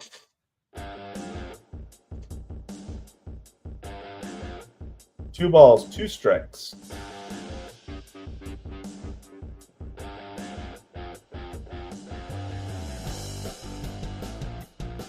Here's the curveball. Fouled out of play.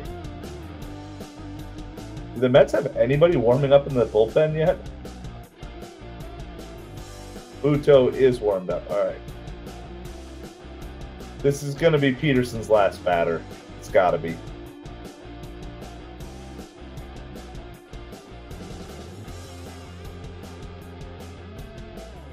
It's in the dirt. 3 balls, 2 strikes.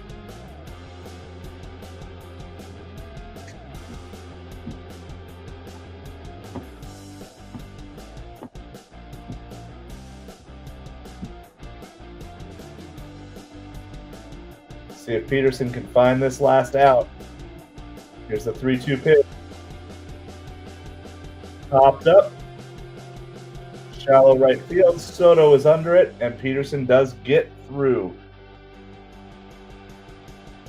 It is still 4-1 on a 2-run homer by Lourdes Gurriel Jr. We're going to the top of the 7th inning. Just 2 other games in progress right now. The score for both of them is 2-2. Toronto at the Angels, that's top 7, and Seattle at the Athletics, that's top 5. Due up for the Mets will be Brandon Nimmo, though I'd like to see a pinch hitter here. Mark Vientos and Jeff McNeil. You could pinch hit almost anybody except for Terrens. You could pinch hit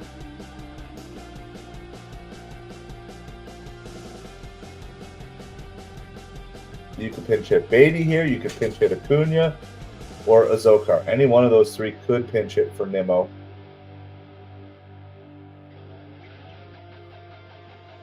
Azokar could take over in the outfield for Nimmo. Beatty or Acuna could take over for McNeil at second and send McNeil to the outfield. So we'll see, because Nimmo did not look good, and I think this is his first at-bat since he got hurt.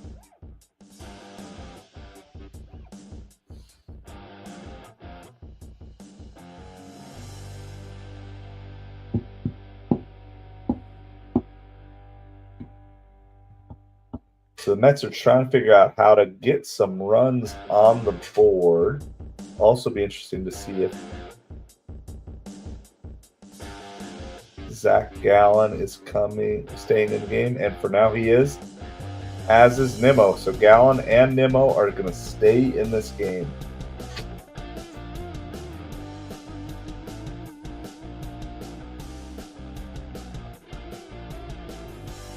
First pitch to Nimmo is a called strike. Well, don't count on Nimmo to get around the bases quickly. Curveball for a strike. That looked pretty outside and ballish.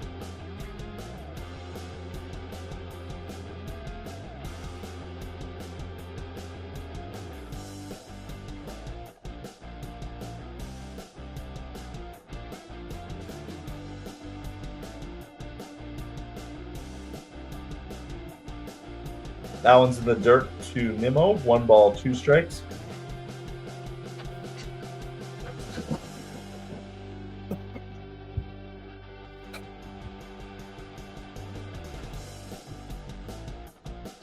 That's curveball inside. 2 balls, 2 strikes.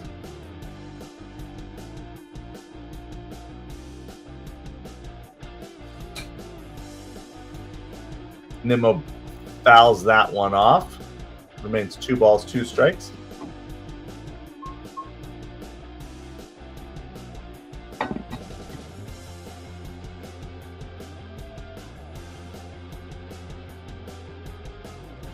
Nimmo fouls another one back. So despite him hurting, I mean, kudos to Nimmo for pushing through. I still don't know if it's the right decision from the managerial standpoint, but from the player standpoint, he's trying to show he's tough. Nimmo fouls another one away.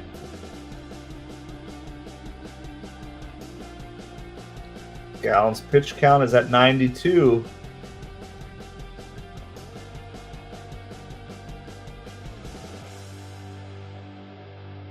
Nimmo pops that one up. That was a ball. That was ball 3. Hampson makes the catch in short center field. That's going to be 1 out.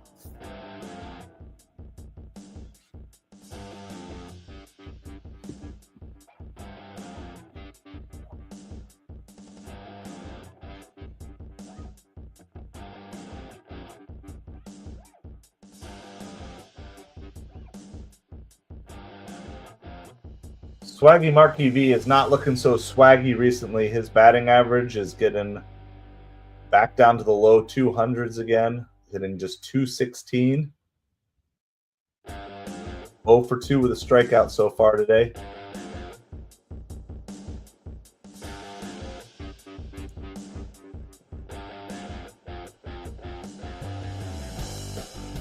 Check swing foul ball that almost got McNeil.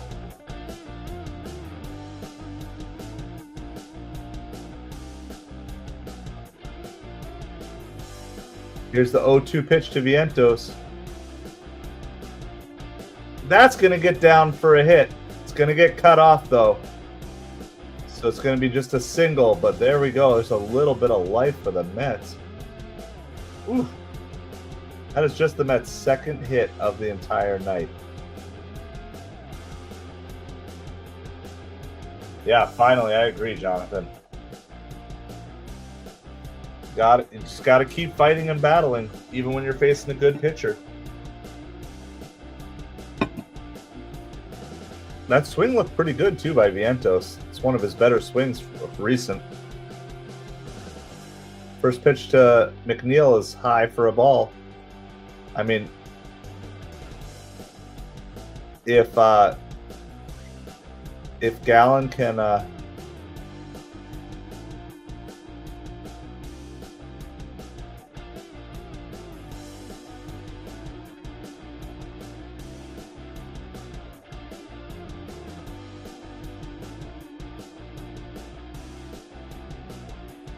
That's a ball. 2 balls, no strikes. So if Zallen can walk a batter here, that's going to bring the tying run to the plate quickly. Alvarez is on deck. Tyrone Taylor after him. McNeil rips that one, but it's foul down the first baseline. But that was a good swing.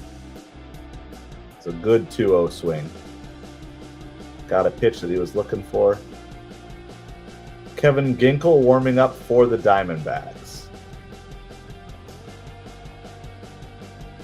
That's high. 3 balls, 1 strike.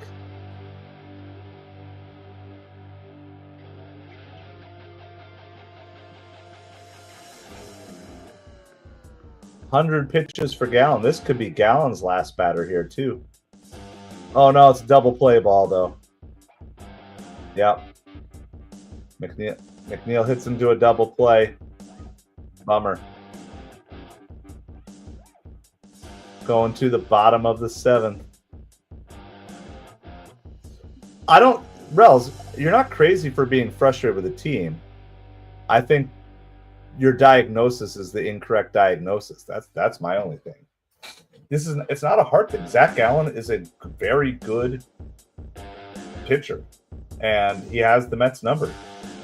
And not just in this game, but overall in his career, he pitches really well against the Mets. The Mets haven't been able to figure him out. But it's not I don't get the heart thing. That's the part I don't agree with that. That's okay. We can disagree. Mets fans aren't going to agree on everything. So anyway, that being said, we have a raid that we are going to do. I'm going to make sure this guy is still alive and on.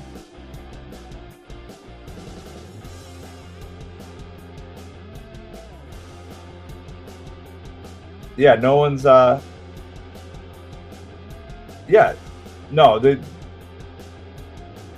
of Mendoza's decisions. So this guy, I don't know if this guy is awake or asleep or whatever, but he's a Mets guy. No one's even commented on his stream. He's been streaming for 2 hours. I found him. I dug him up. No one has, like I said, I don't know if he's even awake right now. He only has 14 subs. You don't have to sub if you don't want to. But he is a Mets fan. He's streaming this game. I don't know if he's there or not, but we're going to rate him anyway because I picked him out a while ago. So there's the link. At least go over. Give him a like. He's got 14 subs. Inebriated icon. And he's a Mets fan. I was listening before. He was doing some Mets stuff.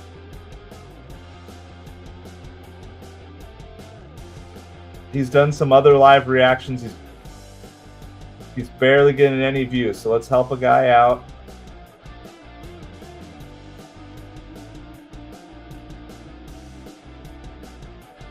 Trying to figure out. He's been on YouTube for a long time, but he's like kind of just started with some streaming, so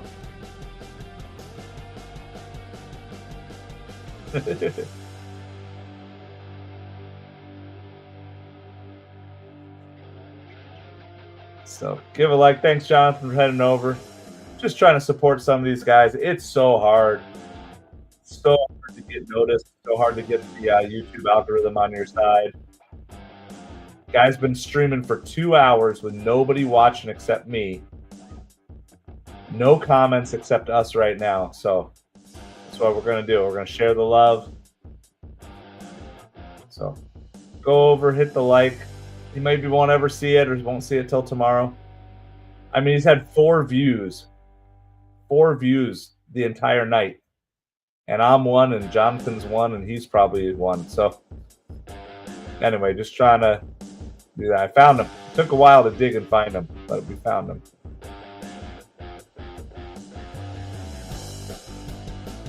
Yeah, we'll do one more. There's somebody doing Blue Jays Angels. And they've got a...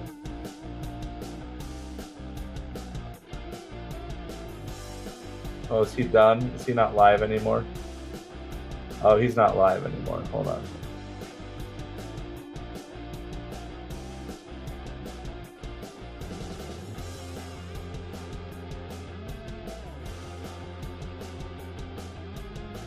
Gonna do refresh one more time here, see if there's...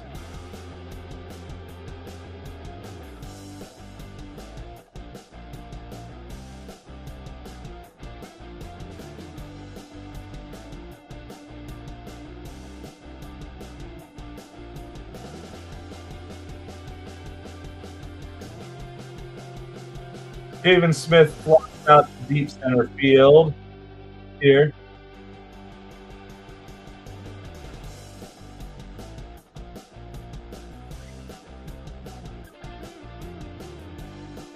Corbin Carroll led off with a walk, by the way. Pavin Smith now flies out, so there's a runner on first. Jose Butto is pitching for David Peterson here. Peterson's on the hook for the loss if the Mets cannot tie or take the lead. First pitch to Suarez is a strike. No balls, 1 strike.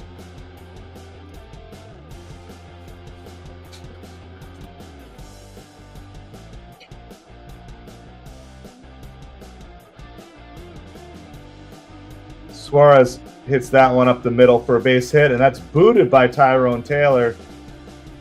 That's going to allow Corbin Carroll to move up to third. Another error by this Mets defense. Mets defense has been shaky tonight. I mean, all things considered, this could easily be a 1-1 game or 2-1 game, but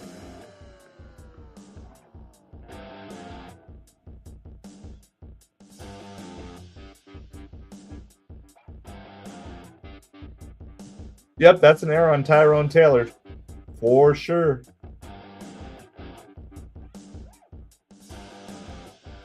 Double play is still a possibility because Suarez did not move up. His runner's on first and third.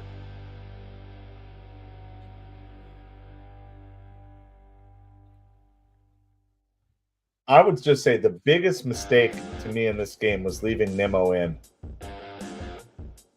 You had an opportunity to kind of shake up your lineup a little bit, get a different batter in when the Mets weren't seeing Gallen well.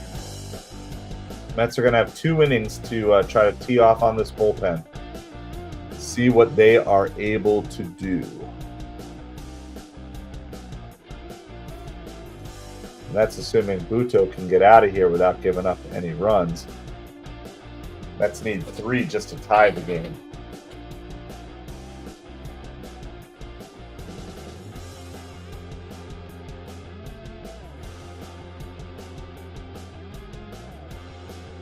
Two balls, 1 strike. Runners on first and third with 1 out. A double play would get the Mets out of the inning. That's outside. 3 balls and 1 strike.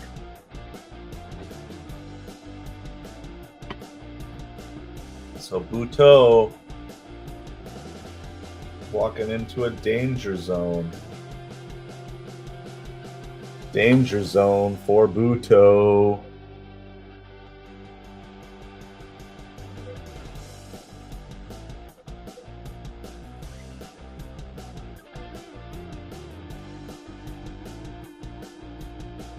Kodai Senga's pitching for the Mets tomorrow. We will be live for the 3:40 game tomorrow. This is flied out to deep left field. Corbin Carroll's going to score. The throw will come into second base, hold the runner at first, but the run does score. It's going to be 5-1. 5-1 Diamondbacks. Nice little insurance run by the Diamondbacks. And that's, for now at least, it's an unearned run on the error by Tyrone Taylor. Now, there's a way that it can not be an unearned run. It could unbecome an unearned run. Like, for example, should Gurriel hit a home run here, then all the runs would become earned.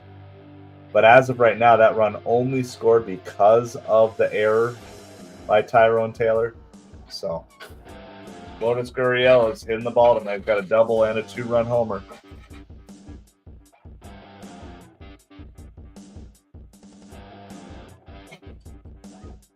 Here's the 0-1 pitch to Gurriel. Runner on first, 2 outs, bottom of the 7th.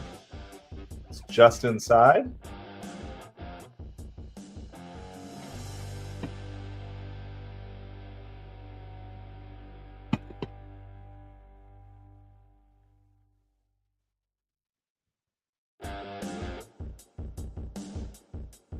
This is flied down the right field line. Soto's not able to get there. It's foul. 1 ball, 2 strikes. So they just said there were 3 games this season so far where both starting pitchers have had 100 pitches. And all 3 games, one of the pitchers has been Zach Gallen.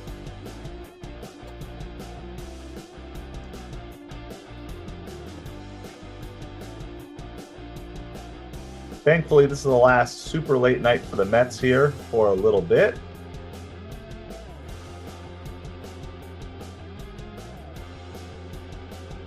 There's a base hit out to left field. 3rd hit on the night for Gurriel. It's just a triple shy of the cycle.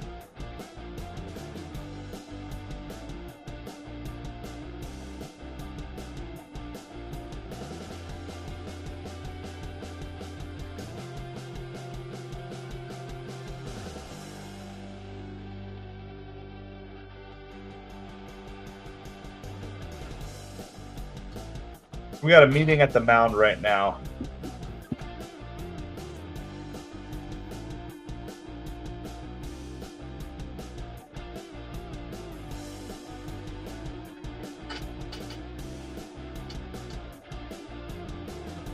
It's going to be Alvarez, Tyrone Taylor, and Francisco Lindor due up. There are definitely some pinch hitting options for Tyrone Taylor, such as Acuna. There's also pinch running options should Alvarez get on, such as Acuna.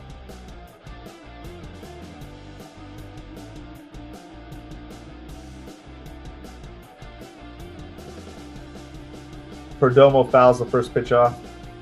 This Diamondbacks lineup, we've seen them quite a bit now. They are pretty deep. They're one of the deeper lineups, 1 to 9, that we've seen this year. And as frustrating as games like this are, these are the types of teams that are going to have to take on the Dodgers. We're going to raise up the desk here because it's getting late and I'm getting tired.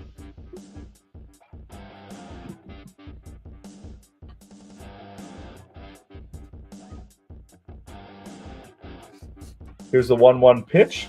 Foul back. 1 ball, 2 strikes to Perdomo. 2 outs, bottom of the 7th. Diamondbacks are up 5-1.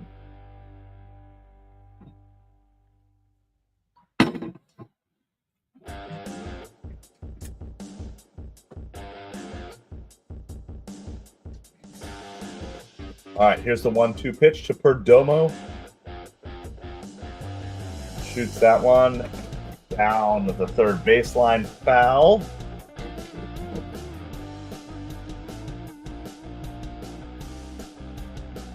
Buto trying to get out of this. There's nobody warming up behind him, so it's up to him to figure this out.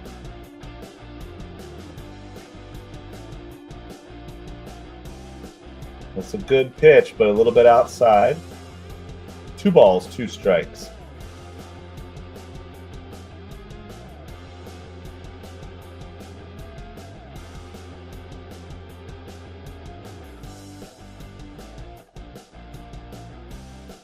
It's another good pitch, but it's just a little bit low. Now it's a full count. Runners on first and second. They're going to be moving with 2 outs.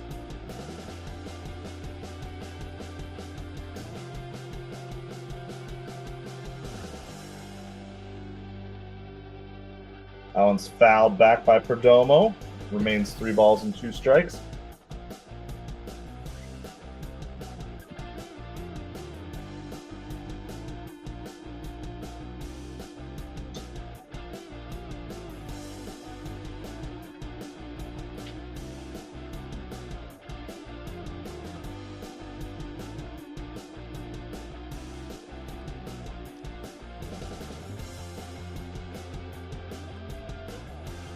Grounded to third.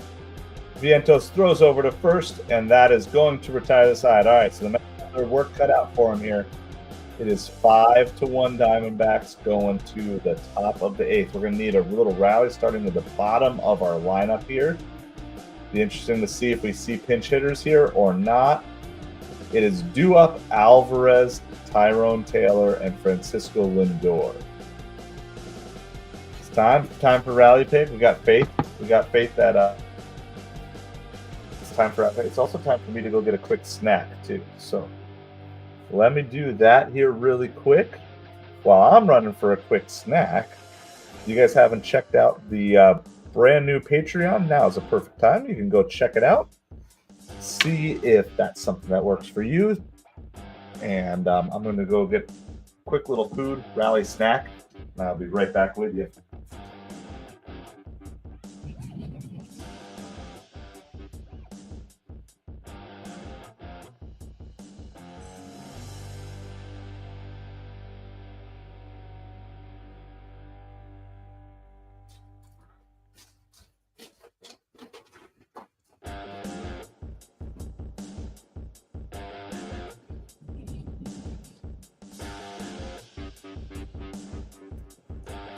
All right.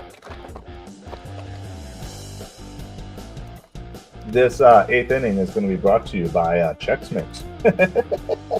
Not really. I don't actually have a sponsorship from Chex Mix.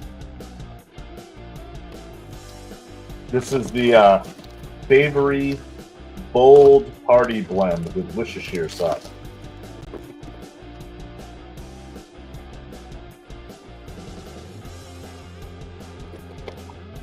If it's way too loud, I won't eat too much.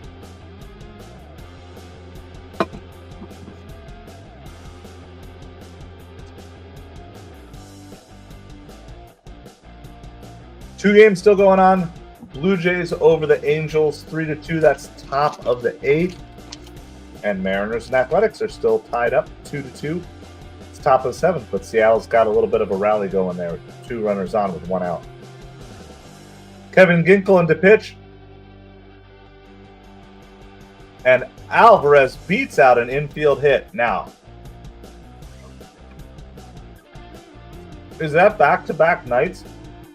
Is that back-to-back nights with an infield hit for Alvarez?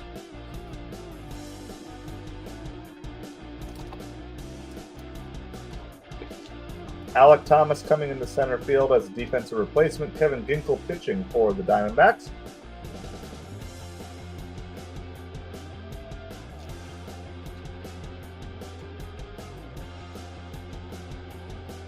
First pitch to Tyrone Taylor is taken as a strike. So no pinch runner for Alvarez. No pinch hitter for Tyrone Taylor. They're rolling with who they got.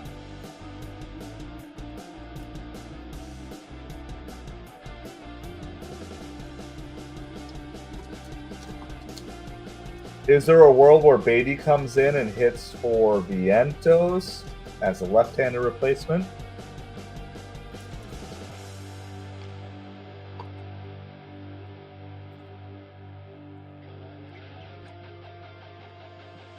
Swing and a miss. 1 ball and 2 strikes to Tyrone Taylor.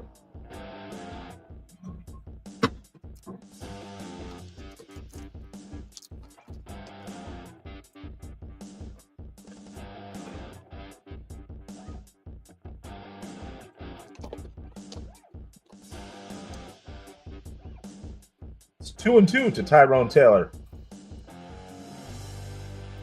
Can we not? Foul out of barely to stay alive. Yeah, I guess Vientos. We're pretty far from Vientos anyway.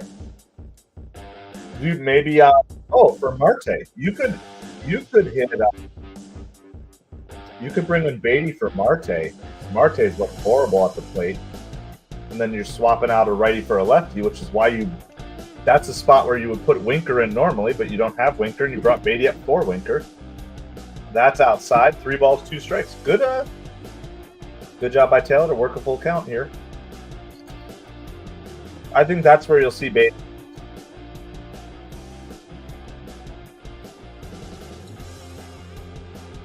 Oh. Swung at that ball. Come on.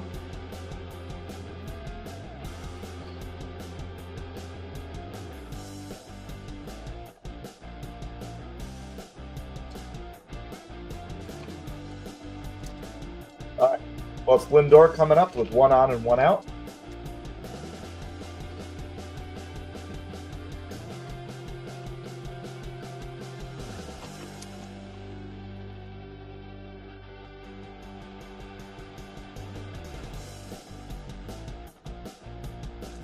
First pitch to Lindor is inside, or on the inside corner for a strike.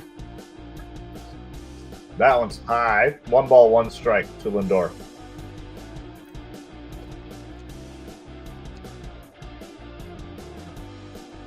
I'm just going to share this really quick. The numbers that Gallen has put up against the Mets have just been amazing. That's his numbers against the Mets for the entire,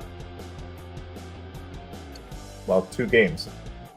7 innings pitched, 2 hits, 1 run, 3 walks, 6 strikeouts, and then in 2 starts total, 14 strikeouts in 13 innings with a 1.38 ERA and a .095 opponent's batting average.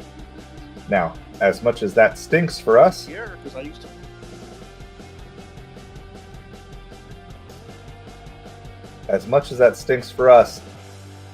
he's going to be pitching against the Dodgers and the Padres and the Giants a lot. And Lindor grounds into a double play. Well, that was not good.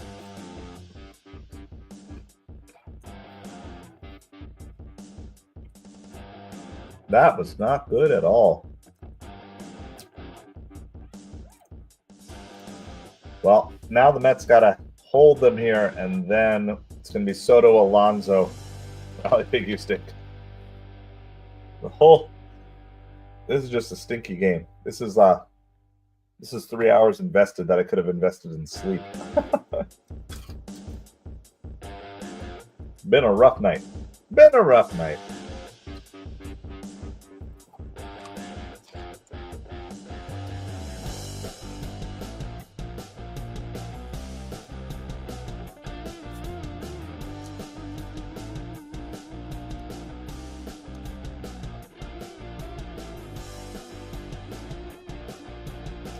All right, we're on commercial break right now.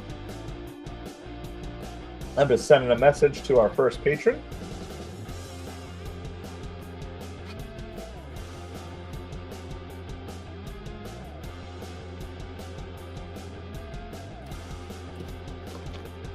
Still just 2 games going on, same score. Blue Jays 3-2 over the Angels, bottom 8.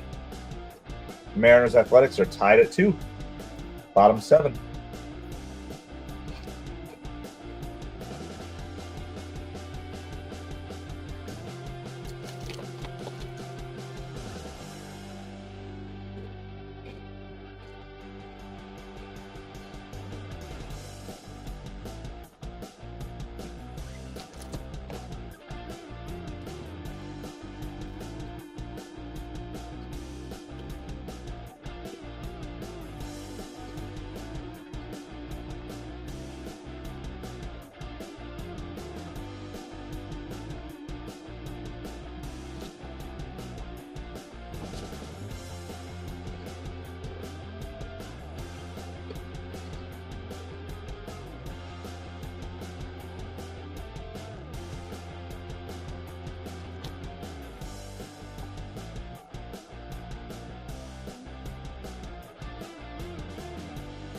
Wow, they're sending Budo back out there.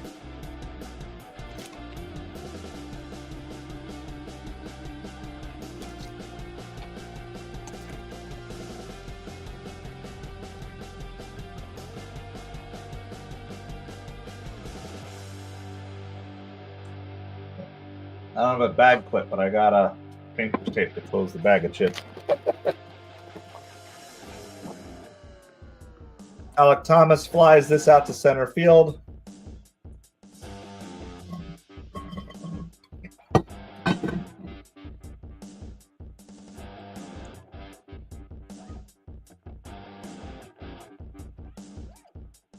It's Willie Mays' birthday today.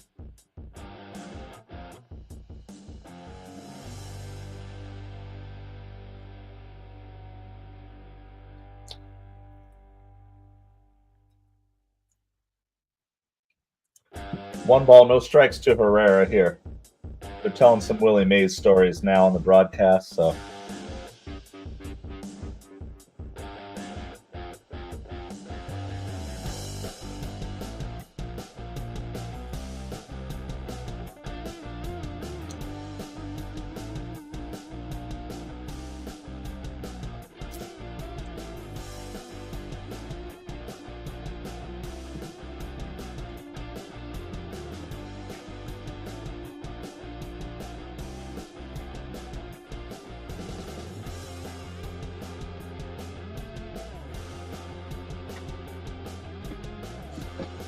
Two balls, one strike to Herrera here. Bottom of the eighth.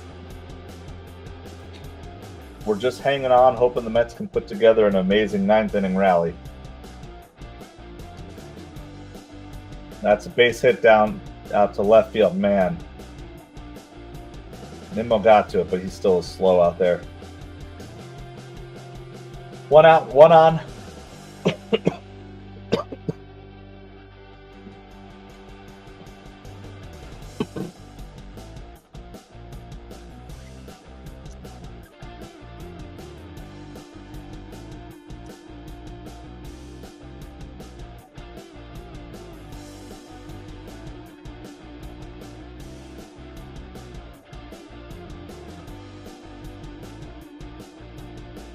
First pitch to Ketel Marte is a ball.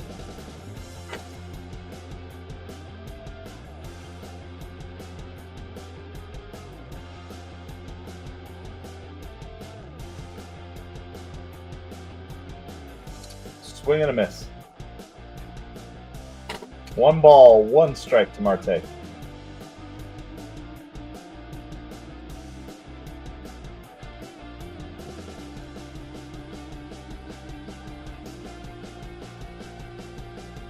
That's outside. Two balls, one strike.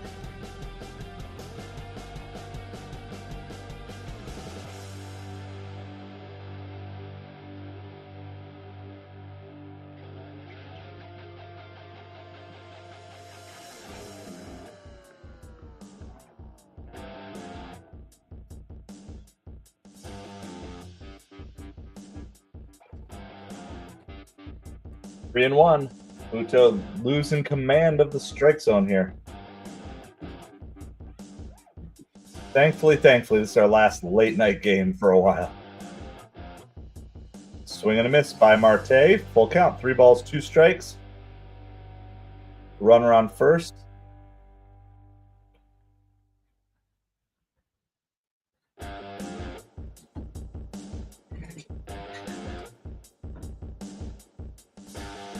Diamondbacks have a lefty and a righty warming up in the bullpen, so I guess we'll see who they bring out, and that might determine who the Mets bring in for pinch hitter situations.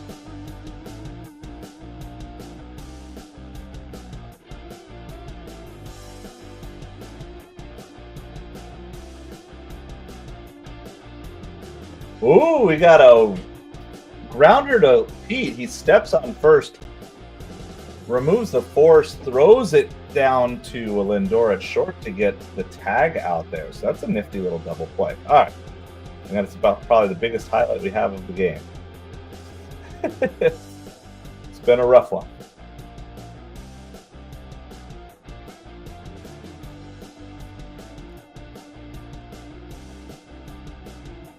All right, well, this is it. This is Mets' last chance, so put on your rally caps. Rally pick's coming out because Soto's coming up anyway. So this is it. Mets' last chance to try to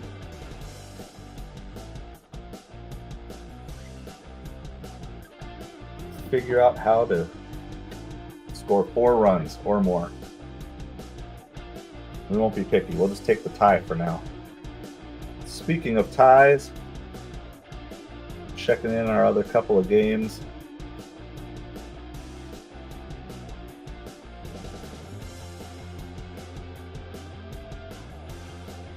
Blue Jays up on the Angels.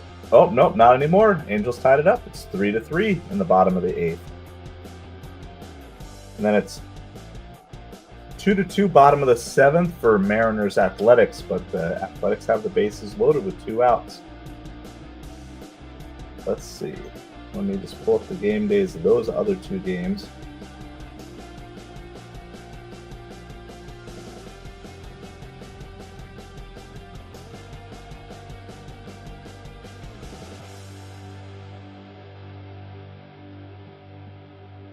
All the Athletics base runners there with 2 outs. Nolan Shanuel had the sac fly to score Zach Neto.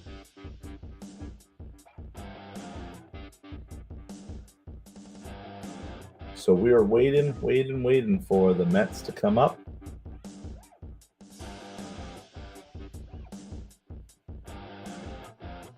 Soto, Alonso, and then we'll see.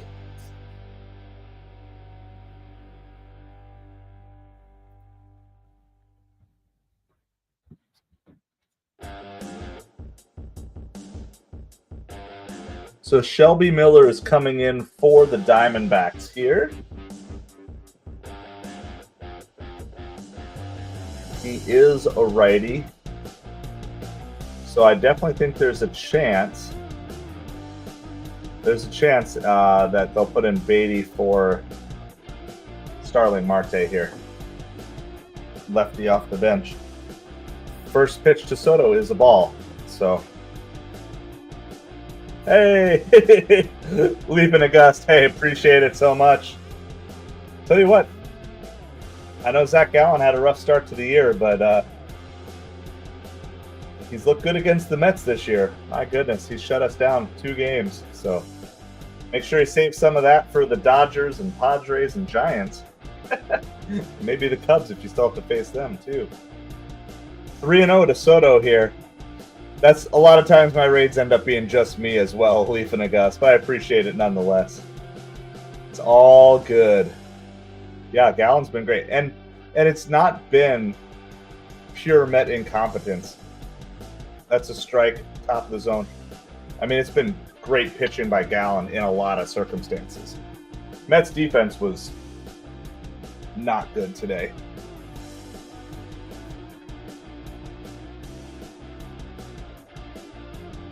Well, that's inside. That's ball 4. So we've got hope. We have hope.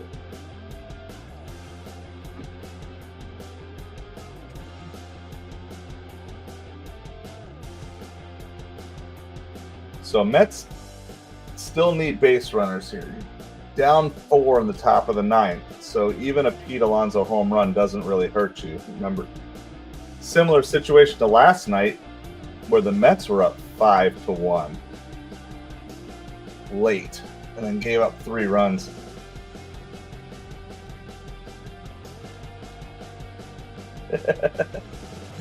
Absolutely, Jonathan. It's a ball, 1 strike to Alonso.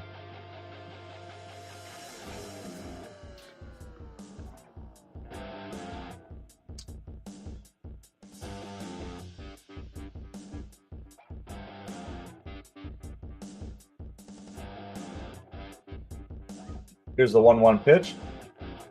Pete fouls that one down.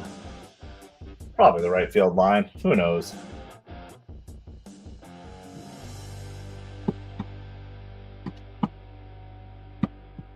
Baxter the Bobcat.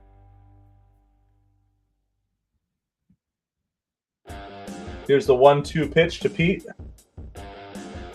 That's high. 2 balls, 2 strikes.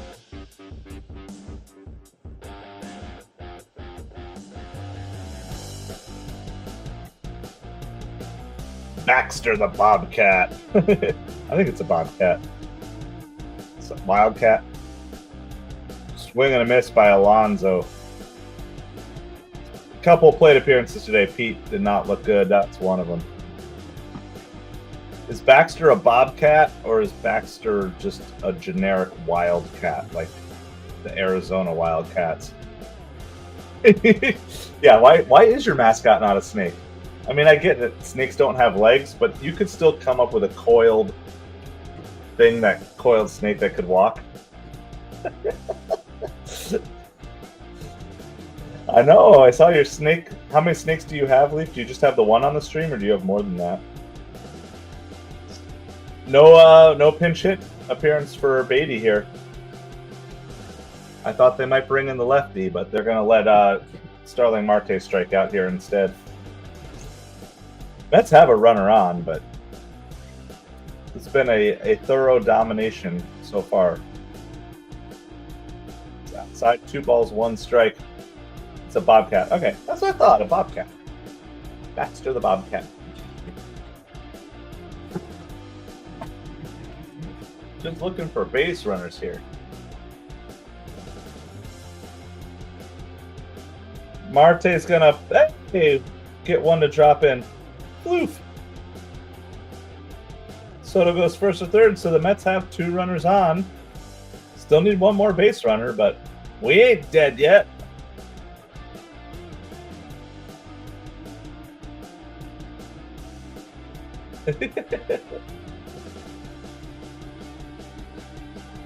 Let's go Mets, baby. Mets are trying. Mets are battling. James Earl Jones and Conan the Barbarian.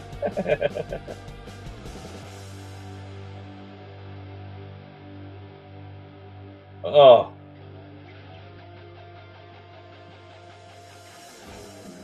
Josh Naylor let the ball roll foul instead of picking it up and tagging Nimmo.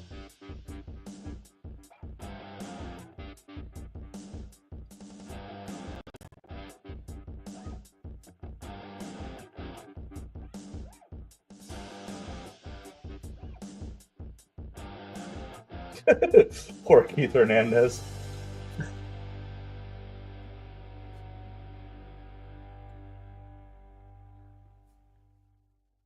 Gotcha. I know. What is Naylor doing on that play? Keith Hernandez is like going crazy. He's like, who cares if the run scores? You got like the easiest out in the world because there's no way Nimmo's beating that out on his hobbly knee, ankle, back, whatever's wrong with him.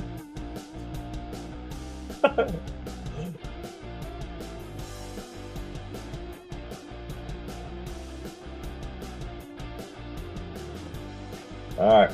No balls, 2 strikes to Nimmo. Lays off that one.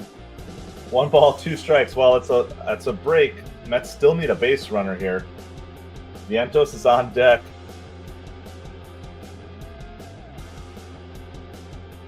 How's it going, Don?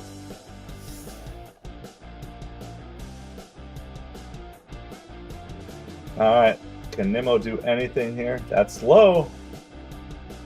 2 balls, 2 strikes. I mean, the very least, it's causing Shelby Miller to have to pitch way more pitches.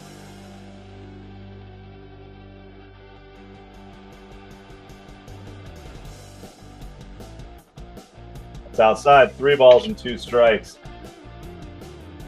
Yeah. The raid worked, Leaf. You did it. You did it.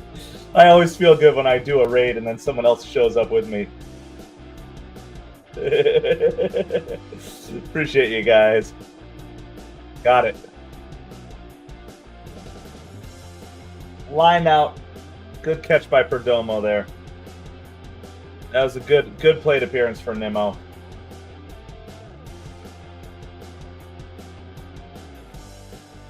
I mean, he almost got it. I mean, Perdomo timed his jump really well. All right, well, the Mets still need a base runner, so even a home run here doesn't really do anything except make the score look not as ugly.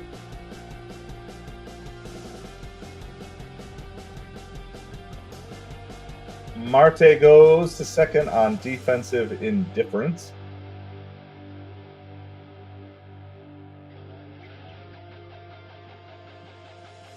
McNeil is on deck. You do also have Acuna available off the bench if you want to.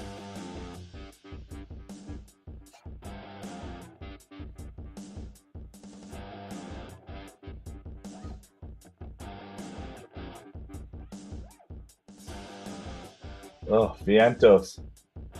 Vientos does not look comfortable at the plate tonight. He did get that one hit. That looked like that was a really good swing, but all right. Well, no balls, 2 strikes. We're not going to hang out long here, guys. It's it's after midnight. I got to be up early again. We'll do a quick little wrap. Outside, barely. We haven't done our rock-solid relief performance of the day. By default, it's Jose Butto because he was the only reliever. So, congrats, Butto. Give that out. It's ball in dirt. 2 balls, 2 strikes. Well, if there's any benefit to this... Did he say hi, Midnight? All right, I left. I mean, I hung out for about 5 minutes, but I'm glad he said hi finally. Yeah, outside, ball 3.